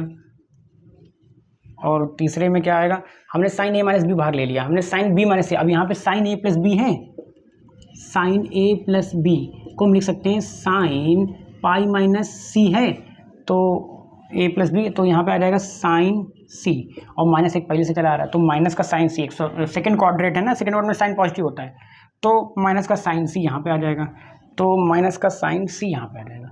माइनस का साइन सी जगह ना होने की वजह से आपको सबको दिख रहा होगा यहाँ पे, ये C3 है, ये डॉटेड लाइन यहाँ इधर C3 लिख रहे हैं, ये C3 के एलिमेंट यहाँ पे लिख रहे हैं, ठीक है, माइनस का साइन सी, ठीक है। और उधर B प्लस सी है, तो B प्लस सी को लिखेंगे पाई माइनस ए, B प्लस सी को लिखेंगे पाई माइनस ए, तो माइनस का साइन ए, तो यहाँ पे माइनस का साइन ए, यहाँ पे आ जाएगा माइनस का साइन ए, माइनस का साइन ए सभी को दिख रहा होगा, माइनस का साइन ए सभी को दिख रहा होगा, ठीक है, वो बोर्ड के बॉर्डर के ऊपर लगा हुआ है, ठीक है, इसमें किसी को कोई दिक्कत नहीं होनी चाहिए, ठीक है। देख लीजिए कोई कैलकुलेशन मिस्टेक तो नहीं है।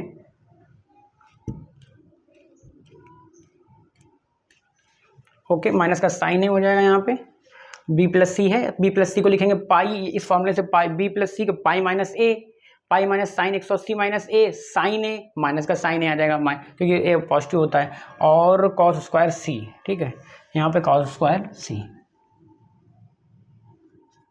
और ये मेरी डिटरमिनेंट का डंडा, ठीक है। अब हम यहाँ पे C1 के लॉन्ग एक्सपेंड कर देंगे, किसके C1 के लॉन्ग, तो जब हम C1 के लॉन्ग एक्सपेंड कर देंगे तो मेरी जो फाइनल वैल्यू आएगी half sine A minus B sine B minus C, sine B minus C था ना इधर, हाँ साइन बी माइनस सी, और ये कटा वो कटा उधर ब्रैकेट में आएगा, देखिए इसका इसमें मल्टीप्लाई होगा तो आ जाएगा 2, तो दोनों में से कॉमन 2 साइन ए कॉस सी, और माइनस प्लस माइनस का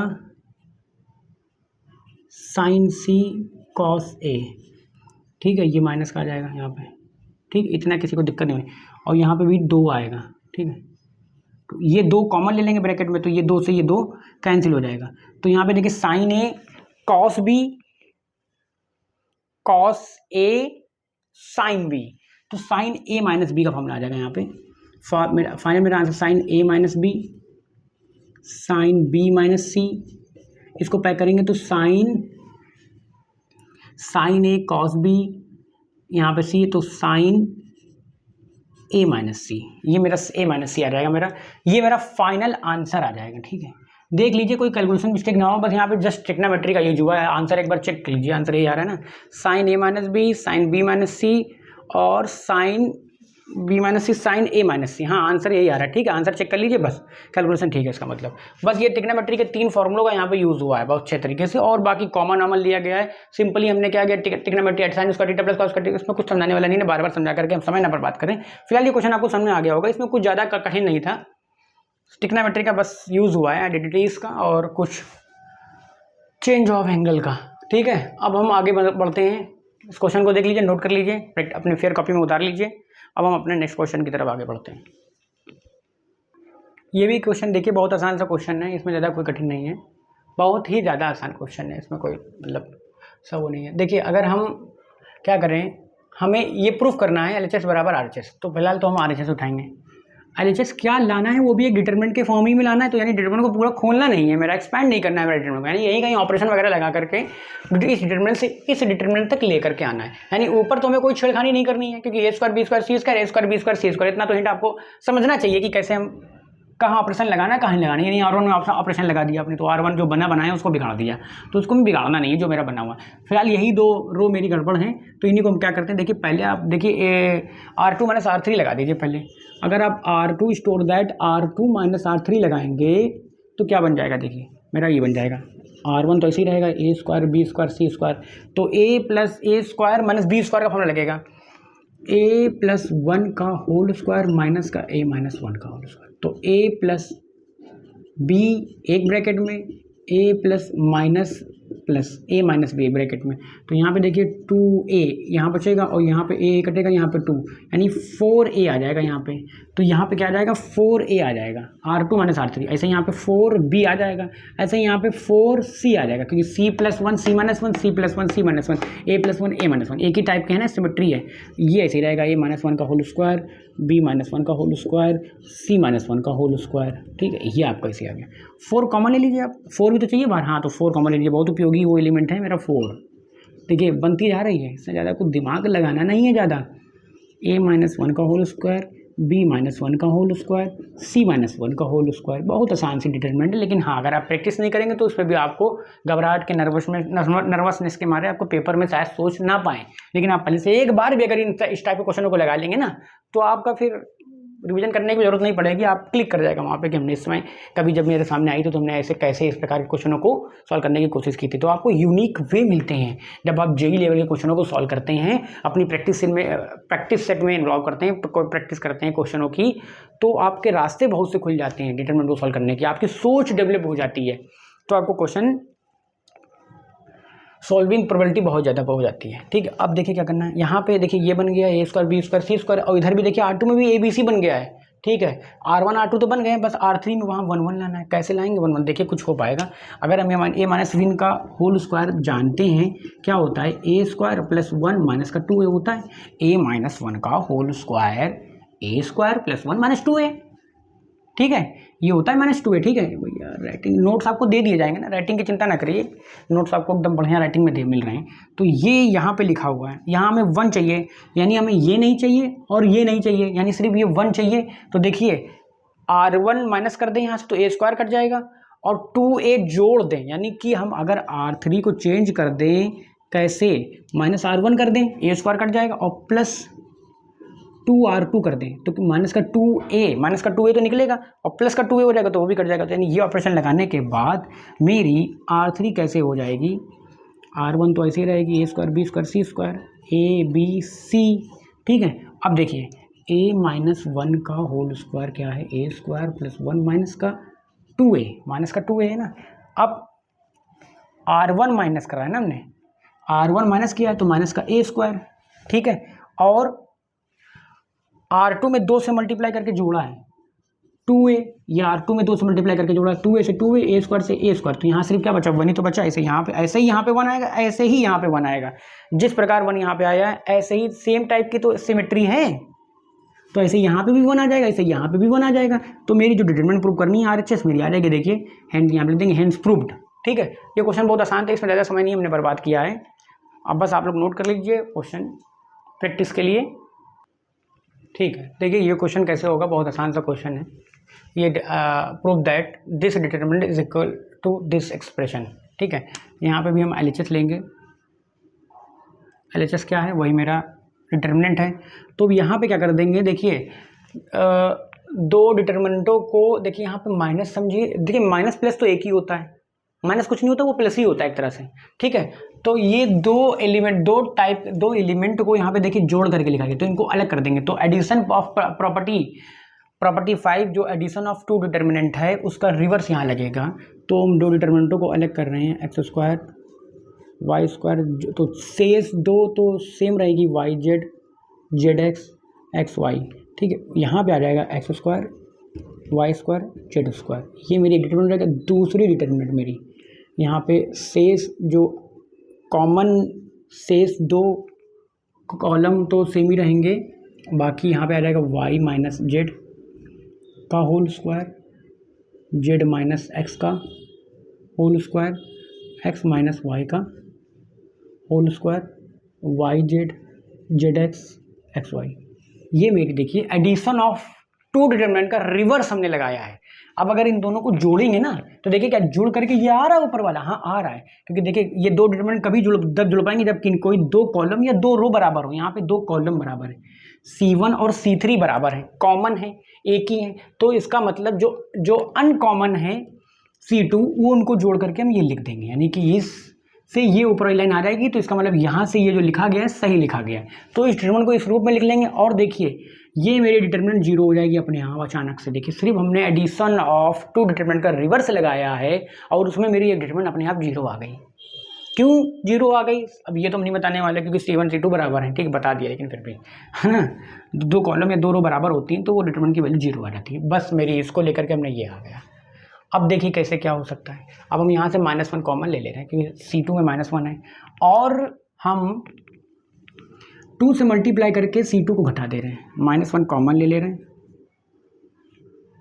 ठीक है, एक्स वाई स्क्वायर और जेड स्क्वायर, और ये वाई माइनस जेड का होल स्क्वायर है ना, तो 2 माइनस का 2 वाई जेड होगा, तो इसको खोलेंगे तो वाई जेड स्क्वायर होगा, माइनस का 2 वाई जेड है, तो 2 वाई जेड जोड़ेंगे तो 0 हो जाएगा। यानी ऑपरेशन यहाँ पे लगाया हमने C2 store that C2 plus 2 C3 लगाया हमने यहाँ पे ऑपरेशन। देख लीजिए यहाँ पे हमने कौन सा ऑपरेशन लगाया है, C2 plus 2 C3, C2 plus 2 C3, 2 से मल्टीप्लाई करके यहाँ जोड़ना है, क्योंकि माइनस का 2 वाई जेड आएगा, यहाँ प्लस का 2 वाई जेड आएगा, वो जुड़ेगा तो 2 वाई जेड कैंसिल हो जाएगा, तो Y square plus Z square. ऐसे ही यहाँ पे Z square plus X square, ऐसे ही यहाँ पे X square plus Y square आएगा। ठीक है, और यहाँ पे आ जाएगा Y Z Z X Y.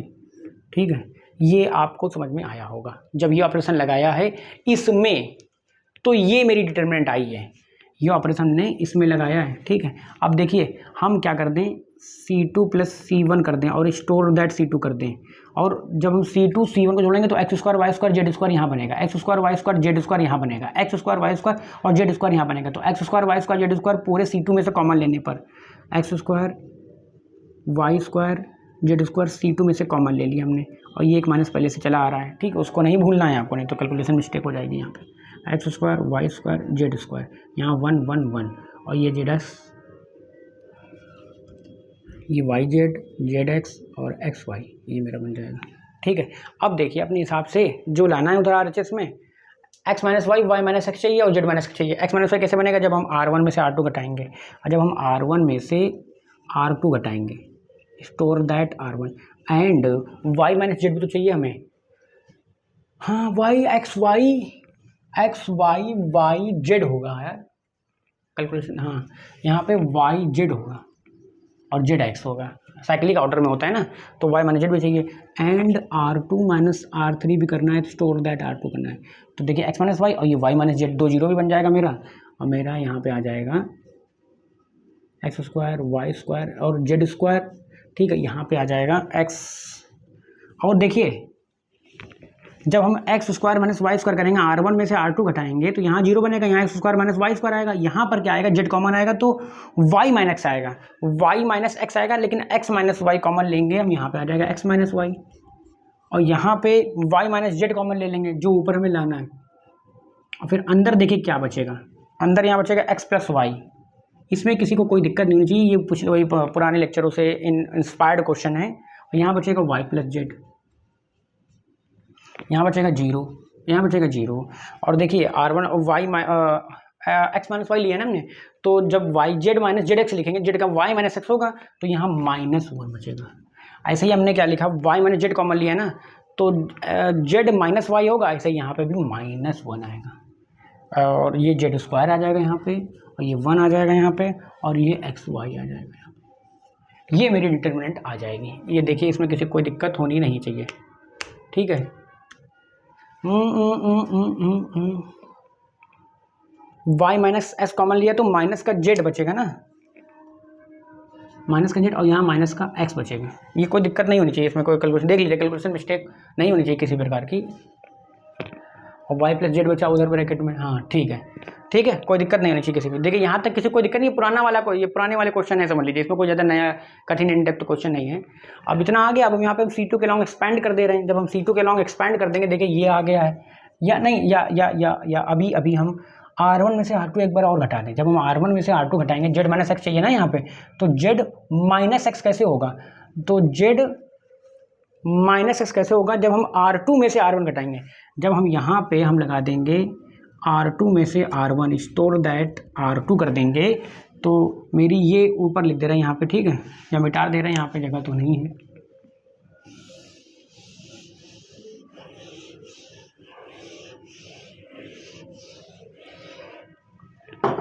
जब हम R2 माइनस यहाँ पे minus X square Y square Z square एक ब्रैकेट में X minus Y, Y minus Z आ चुका है। अब हमने क्या लिखाया, R2 माइनस R1, तो एक्स प्लस वाई तो ऐसे ही रहेगा, 0 माइनस जेड, और यहाँ पे आ जाएगा R2 जेड माइनस एक्स, ये 0, और यहाँ पे आ जाएगा जेड माइनस एक्स, ठीक है, और जेड स्क्वायर 1 एक्स वाई। अब यहाँ से R2 में से जेड माइनस एक्स कॉमन ले लेंगे, तो यहाँ पे आ जाएगा 1, यहाँ पे भी आ जाएगा 1, तो यहाँ पे आ जाएगा जेड माइनस एक्स। अब हम यहाँ पे एक्सपैंड कर दे रहे हैं C2 के लॉन्ग, माइनस प्लस माइनस, ठीक है, माइनस आएगा तो माइनस माइनस एक प्लस हो जाएगा, क्योंकि यहाँ पे साइन क्या होता है, जब हम खोलते हैं C2 के लॉन्ग तो ये माइनस, ये प्लस, और ये माइनस आता है, तो -1 तो -1 ये प्लस हो जाएगा। अब ये कटा और इसको x plus Y minus Z minus minus हो जाएगा प्लस जेड, तो यहाँ पे ब्रैकेट में आएगा x plus Y plus Z. देखिए कैलकुलेशन ही देख लीजिए आप, ये पूरा देखिए, इधर जो लाना तो वो आ जाएगा, इसको एक्सपेंड कर दीजिए, अपने आप ही आ जाएगा इधर RHS, ठीक है। अब हम आगे बढ़ते हैं नेक्स्ट क्वेश्चन की तरफ। ये भी क्वेश्चन बहुत आसान है, इसमें भी कोई ज़्यादा कठिन नहीं है। आवाज़ तो आ ही रही होगी आपको मेरी। इसमें देखिए सिमेट्रिकल 0 बन जाएगा, 1 1 बन जाएगा, और कॉमन भी आ जाएगा। देखिए सब सिमेट्री है हर एलिमेंट में। अगर आपको R1 R2 R3 कर देंगे तो देखिए प्लस सी प्लस माइनस सी, एक सी से एक सी कटा, एक ए से ए कटेगा, ए बी और सी बचेगा। यानी आप अगर सिंपल सा यहाँ पे आपने देख लिया होगा, तुरंत क्लिक कर गया होगा, R1 plus R2 plus R3 अगर आपने कर दिया यहाँ पे, तो जो मेरा ऊपर बनेगा ए प्लस बी प्लस सी। यहाँ पे भी देखिए सी से सी कटा और ए से ए कटा, और बी सी और ए प्लस बी प्लस सी यहाँ बचेगा, ए प्लस बी प्लस सी यहाँ बचेगा, तो वो ए प्लस बी प्लस सी हमने यहाँ पे कॉमन ले लिया, ए प्लस बी प्लस सी यहाँ पे हमने कॉमन लिया, तो यहाँ बचेगा 1 1 1। और हम एक ऑपरेशन और भी लगा सकते हैं, अगर हम बी R1 R2 देखिएगा, सी से सी कटा, ए से ए कटा, 2 भी बचेगा, R1 R2 को जोड़ दें and R2 store that R2 plus R3 को हम अगर जोड़ दें तो यहाँ पे आ जाएगा 2B, और यहाँ पे आ जाएगा एक C से 2C आ जाएगा, ठीक है यहाँ पे, और एक C से एक C कटा, एक B से एक B कटा, और यहाँ पे आ जाएगा माइनस का 2A, और C minus A plus B ऐसे ही रहेगा, C plus A minus B ऐसे ही रहेगा, C minus A minus B ऐसे ही रहेगा। ठीक है, देख लीजिए कि किसी को कोई दिक्कत नहीं होनी चाहिए, यहाँ पे देख लीजिए, मिला लीजिए, देख लीजिए कैलकुलेटिव मिस्टेक तो नहीं है। C minus A plus A B, C plus A minus B, C minus A minus B, ठीक है, इसमें कोई दिक्कत किसी को नहीं होनी। 2 ऑपरेशन हमने लगाया है यहाँ पर बहुत ध्यानपूर्वक, ठीक है। अब हम क्या कर दें, अब हम 2 0 बना के एक्सपैंड कर दें तो भी हो जाएगा, हाँ वैसे भी हो जाएगा, 2 जीरो बना करके एक्सपेंड कर देंगे, सिंपली हो जाएगा, क्योंकि एक फेमस आइडेंटिटी होती है ये, इसका एक दूसरा फॉर्म भी होता है, तो वो याद होगा तो अपने आप हो जाएगा, उसको प्रूवमेंट भी बता चुके हैं हम। 2 जीरो बना लीजिए और सिंपली एक्सपेंड कर दीजिए, ठीक है। 2 जीरो बना लेते हैं हम यहाँ पे, देखिए C2 माइनस C1 कर देते हैं, या सही है, चलो ठीक है, C2 माइनस C1 कर देते हैं, store that C2, and C3 minus C1 कर देते हैं, स्टोर दैट C3 कर देते हैं, ठीक है। A प्लस बी प्लस सी इधर आ गया कॉमन, और क्या किया हमने, C2 माइनस C1, तो 1 2B C minus A plus B ऐसे ही रहेगा। C2 में से C1 जाएगा 0, C2 में से C1 C माइनस B आ जाएगा, C2 में से C1 ना C माइनस B आ जाएगा। ऐसे ही C प्लस, देखिए यहाँ इसमें से ये घटेगा ना, C2 में C1, तो C plus A minus B है, और ये माइनस का C होगा, और ये प्लस का A होगा, और ये माइनस का B होगा, तो ये घटा तो 2A माइनस B आएगा। ऐसे यहाँ पे भी आ जाएगा, C2 में से C3 जाएगा, C2 में से, और क्या कर रहे हैं, C3 में से C1 कर रहे हैं क्या, C2 में से C3 कर रहे हैं हम, और C3 में से C1 हटा लो, ठीक है कर लो, कोई दिक्कत नहीं होनी चाहिए। C3 में से C1 जाएगा, तो C3 में से C1 जाएगा, तो माइनस का 2 कॉमन जाएगा, A माइनस का B आ जाएगा, और C minus A minus B, और माइनस का C प्लस का A माइनस का B, ये कटा, और ये माइनस का 2 भी आ जाएगा, ठीक है। इसमें देख लीजिए, कोई दिक्कत किसी को नहीं होनी चाहिए, इसमें किसी को कोई दिक्कत नहीं होनी चाहिए, ठीक है। कोई दिक्कत है, हाँ कैलकुलेटिव मिस्टेक हो गई है, जो नहीं चाह रहे थे वो हो गई, ठीक है। देखिए क्या हो गई है दिक्कत, यहाँ पे माइनस आएगा, कैसे, जब हमने इनको जोड़ा है ना R1 R2 R3 को, तो देखिए ये से तो ये कटा, और प्लस A से माइनस A कटा, क्या बचा, माइनस का C बचा, माइनस का A बचा, और ये एक C और माइनस का B, यानी कि माइनस का A plus B plus C बचा, तो minus common A plus B plus C common लिया ना, तो यहाँ तो माइनस आना चाहिए, ठीक है। यहाँ देख लीजिए, तब देखते रहिएगा, ठीक है, यहाँ पे कैलकुलेटिव मिस्टेक हो सकती है, ठीक है। C2 माइनस C1 करने से तो ये तो कोई लाइन में कोई दिक्कत नहीं। अब यहाँ पे क्या करा गया हमने, यहाँ पे आप क्या करिए, C2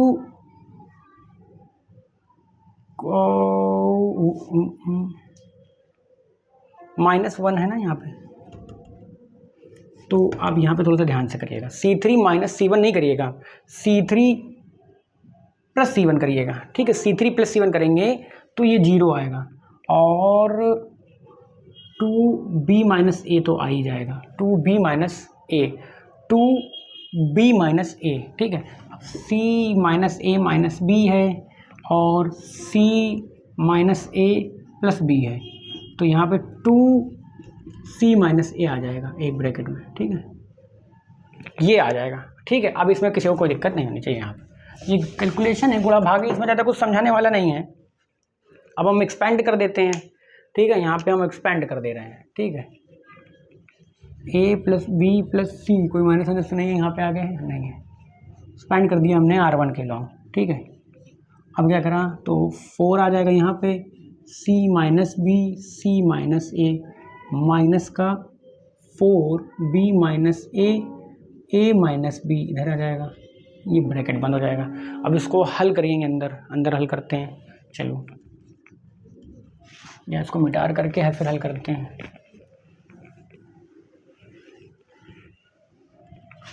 जो आया है A plus B plus C bracket में, और अंदर क्या आया है,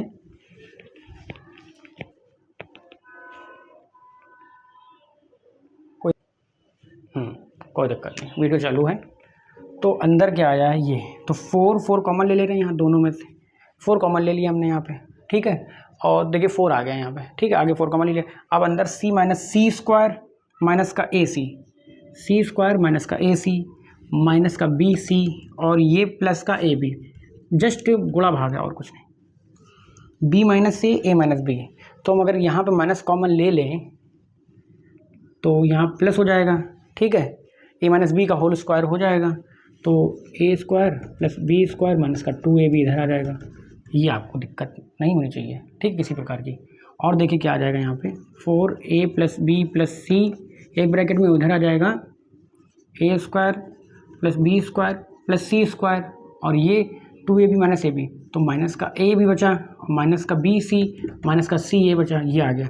और ये आइडेंटिटी बहुत फेमस है, ये इसका प्रूवमेंट आपको पता है, यहाँ बताया हमने, तो इसको डायरेक्टली हम लिख सकते हैं ए क्यूब प्लस का बी क्यूब प्लस का सी क्यूब माइनस का 3abc। लेकिन चाहिए अगर पेपर में आ जाए, लेकिन बोर्ड एग्जाम में तो आता ही नहीं है, तो ये आपको सीधे पता होना चाहिए। MCQ टाइप क्वेश्चन होंगे जेईई मेन में, तो आपको डायरेक्टली अब इसकी वैल्यू आप ये रख सकते हैं A cube plus B cube plus C cube minus 3abc। इसमें किसी की कोई प्रॉब्लम नहीं होनी चाहिए, ठीक है। आई होप आपको ये क्वेश्चन समझ में आ गया होगा, ठीक है। डायरेक्ट उसकी वैल्यू होती है। अब हम एक लास्ट क्वेश्चन और कर लेते हैं, इसके बाद हम ये वीडियो फिर यहाँ पे हम समाप्त करते हैं इस वीडियो में। फिलहाल इतना है, बस ये एक लास्ट क्वेश्चन है, इसमें कोई प्रॉब्लम नहीं होगी, कोई दिक्कत नहीं होगी, बस ये आखिरी क्वेश्चन है। बस इसके बाद वीडियो को बंद करते हैं, वीडियो को समाप्त करते हैं, हम एंड करते हैं, ठीक है। 1.5 घंटे का ऑलरेडी वीडियो हो गया है, ठीक है। इन ट्रायंगल एक डिटरमिनेंट दिया गया है, ये डिटरमिनेंट की वैल्यू 0 दी गई है। फिर उनमें से 4 ऑप्शन दिए गए हैं। बताइए कि the triangle must be equilateral, isosceles, obtuse angle and none. 4 option में से कोई एक ऑप्शन ठीक होगा, तो वो टिक करना है। तो ये डिटरमिनेंट की वैल्यू 0 दी गई है, तब बताना है कि डिटरमिनेंट मेरा क्या होगा, ठीक है। इस प्रकार के क्वेश्चनों को देखिए बहुत ज़्यादा लंबे हैं, ठीक है। 2 0 बना देंगे और एक्सपेंड कर देंगे, सोल्यूशन हो जाएगा, आ जाएगा मेरा आंसर। पर कल बार बार बड़े टर्म लिखना ना पड़े, तो हम सपोज थोड़ी देर के लिए tan a/2 को a मान लें, tan b/2 को b मान लें, और tan c/2 को c मान लें। बस सिर्फ लिखना ना पड़े बार बार इतने बड़े टर्म, उस वजह से हमने बनाया गया है। बाकी कॉन्सेप्ट वही है कि हमें 2 0 बनाना है बस, कुल मिला करके, और फिर हम डिटरमिनेंट में रख देंगे। तो मेरी जो डिटरमिनेंट बनेगी मेरी ये बनेगी 1 cot a/2, तो फिर 1/a हो जाएगा, 1/b हो जाएगा, 1/c हो जाएगा, a प्लस c हो जाएगा। यहाँ पे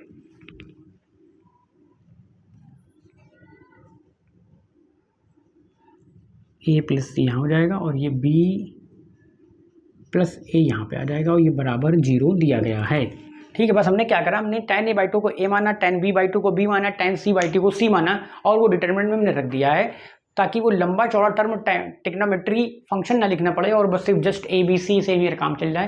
वो बात वही है कि एक जगह वो tan a/2 ही लिखा हुआ है, और बस हम देखें यहाँ पे कोशिश करेंगे कि 2 0 बन जाए। अब यहाँ पे हम क्या करते हैं, देखिए b और c है, तो यहाँ पे हम c1 minus c2 minus c1 कर दें, स्टोर दैट, और उसके बाद, ठीक है, तो ये, और उसके बाद c3 store that, c3 minus c1 कर दें, ठीक है। तो 1/a b प्लस c, ये c1 ऐसे ही रहेगा, यहाँ पे 0 बनेगा, 1/b माइनस का 1/a आएगा, यहाँ पे 0 बचेगा, 1/c माइनस का 1/a आएगा, और यहाँ पर क्या बचेगा, देखिए c2 में से c1 कटेगा ना, तो c कट जाएगा, a माइनस b आएगा यहाँ पे, ठीक है। और c3 में से c1 जाएगा, तो यहाँ पे b कट जाएगा, तो a माइनस c आएगा यहाँ पे। ये मेरी पूरी डिटर्मिनेंट, ये दोनों ऑपरेशन हमने लगाया है। 2 ऑपरेशन लगाने के बाद ये डिटर्मिनेंट मेरी ये आ जाएगी, ठीक है। ये 2 ऑपरेशन, इस पर हमने ये c2 माइनस c1 लगाया और c3 माइनस c1 लगाया, तो मेरी c2 माइनस c1, c2 में से c1 घटेगा तो ये 0 आया, ऐसे c3 में से c1 घटेगा तो यहाँ पे 0 आ गया, और बाकी शेष सम भी घटा के लिखेंगे। अब देखिए क्या हो रहा है, ए बी एलसीएम लिया, तो यहाँ ऊपर देखिए ए बी एलसीएम लिया, तो ऊपर क्या आ जाएगा, a माइनस b आ जाएगा,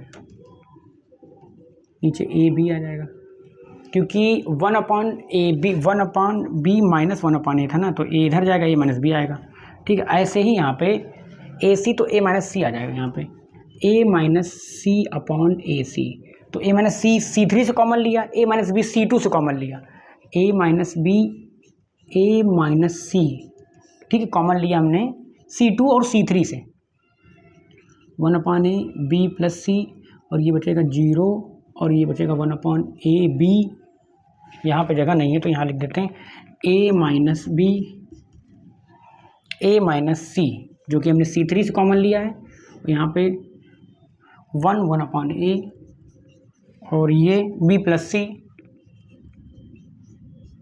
0, यहाँ पे आएगा 1/a b, 0 यहाँ पे आएगा 1/AC, ठीक है, a minus B a minus C, a minus B तो कॉमन आ गया, यहाँ बचेगा 1, a माइनस सी भी कॉमन आ गया, यहाँ बचेगा 1, क्योंकि हमने C2 से क्या कर लिया है, हमने C2 से a माइनस बी कॉमन ले लिया है, C3 से a माइनस सी कॉमन ले लिया है, तो यहाँ पे आ जाएगा मेरा, ये डिटरमिनेंट मेरा 0 चल ही रहा है, ठीक है, ये वैल्यू मेरी डिटरमिनेंट की 0 चल ही रही है, ये मेरी वैल्यू डिटरमिनेंट की 0 चली रही है, ठीक है। यहाँ पे दो पूरा हमने इक्वेशन उठाई हमने ये पूरी, ठीक है, बराबर 0 है यहाँ पे, ठीक है, बराबर 0 है, ये इधर लिख दिया ना, यहाँ जगह नहीं थी उधर बराबर 0 लिखने की, तो हमने यहाँ पे इधर लिख दिया है, ठीक है। अब हम क्या करेंगे, अब हम क्या कर लें, बस हम एक्सपैंड कर देते हैं, इसमें कोई प्रॉब्लम नहीं होगी। अब हम यहाँ पे एक्सपैंड कर दे रहे हैं, a minus B a minus C, ठीक है, और यहाँ ये कटा और ये आ जाएगा तुम्हारा a b c, तो एलसीएम ले लिया हमने, और इधर आ जाएगा आपका ए बी सी, एलसीएम ले तो ए बी कटा तो सी बचेगा इधर, और माइनस का ए सी कटा तो सी माइनस बी आ जाएगा यहाँ पर, ठीक है, बराबर 0, तो ये इधर ब्रैकेट में 0 आ जाएगा इधर यहाँ पे, तो ए minus B A minus C और एक ब्रैकेट में सी माइनस बी बराबर 0, इक्वेशन नंबर 1। तो ये देखिए आ रहा है, इस डिटरमिनेंट को सॉल्व करा तो tan A minus B A minus C minus B बराबर 0 आ रहा है। आपने देखा, हमने इसको सॉल्व किया तो a minus B C minus A C B और ए बी बराबर 0 आ रहा है,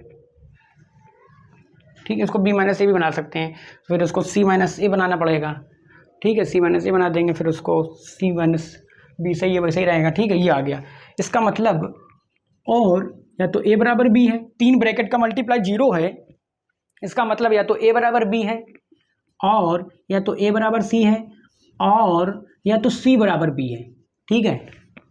इसका मतलब a क्या है, tan a/2 है, tan a/2 बराबर tan b/2 है, यानी कि a बराबर b है, ये दो एंगल बराबर है, इसका मतलब दो साइड बराबर, इसका मतलब आइसोसेलेस है, इसका मतलब या तो ये है, यहाँ से भी आइसोसेलेस निकलेगा, यहाँ से भी दो साइड निकलेंगी बराबर, यहाँ से भी दो एंगल बने, यहाँ से भी a और c एंगल बराबर हो सकता है, या तो c और b एंगल बराबर होगा, या तो a और b एंगल, यानी कि कुल मिलाकर के ये इस ब्रैकेट का मल्टीप्लिकेशन क्या है, 0 है, यानी कोई ना कोई एक ब्रैकेट तो 0 होगा ना, तभी तो 0 होगा, यानी कि मतलब या तो ये दो एंगल बराबर होंगे। अब बस इस ट्रायंगल एबीसी में ये नहीं पता है a और b एंगल बराबर है कि a और c एंगल बराबर है कि c और b एंगल, बस यानी कि कोई ना कोई दो एंगल जरूर बराबर होंगे, पर ये नहीं पता कौन दो एंगल बराबर होंगे। बट इतना कंफर्म हो गया कि त्रिभुज मेरा समद्विबाहु आइसोसेलेस है, ठीक है, समद्विबाहु है, ठीक है, इक्विलैटरल नहीं है, ऑब्ट्यूज एंगल नहीं है, ठीक है। आई होप आपको ये क्वेश्चन समझ में आया होगा। ये रही आपकी डिटरमिनेंट से चैप्टर से रिलेटेड किंग प्रॉपर्टी से रिलेटेड क्वेश्चन प्रैक्टिस। इसके बाद अब हम सीखेंगे डिफरेंशिएशन करना डिटरमिनेंट का, और फिर सीखेंगे एडिशन, समेशन, सिग्मा को डिटरमिनेंट में कैसे अप्लाई करते हैं।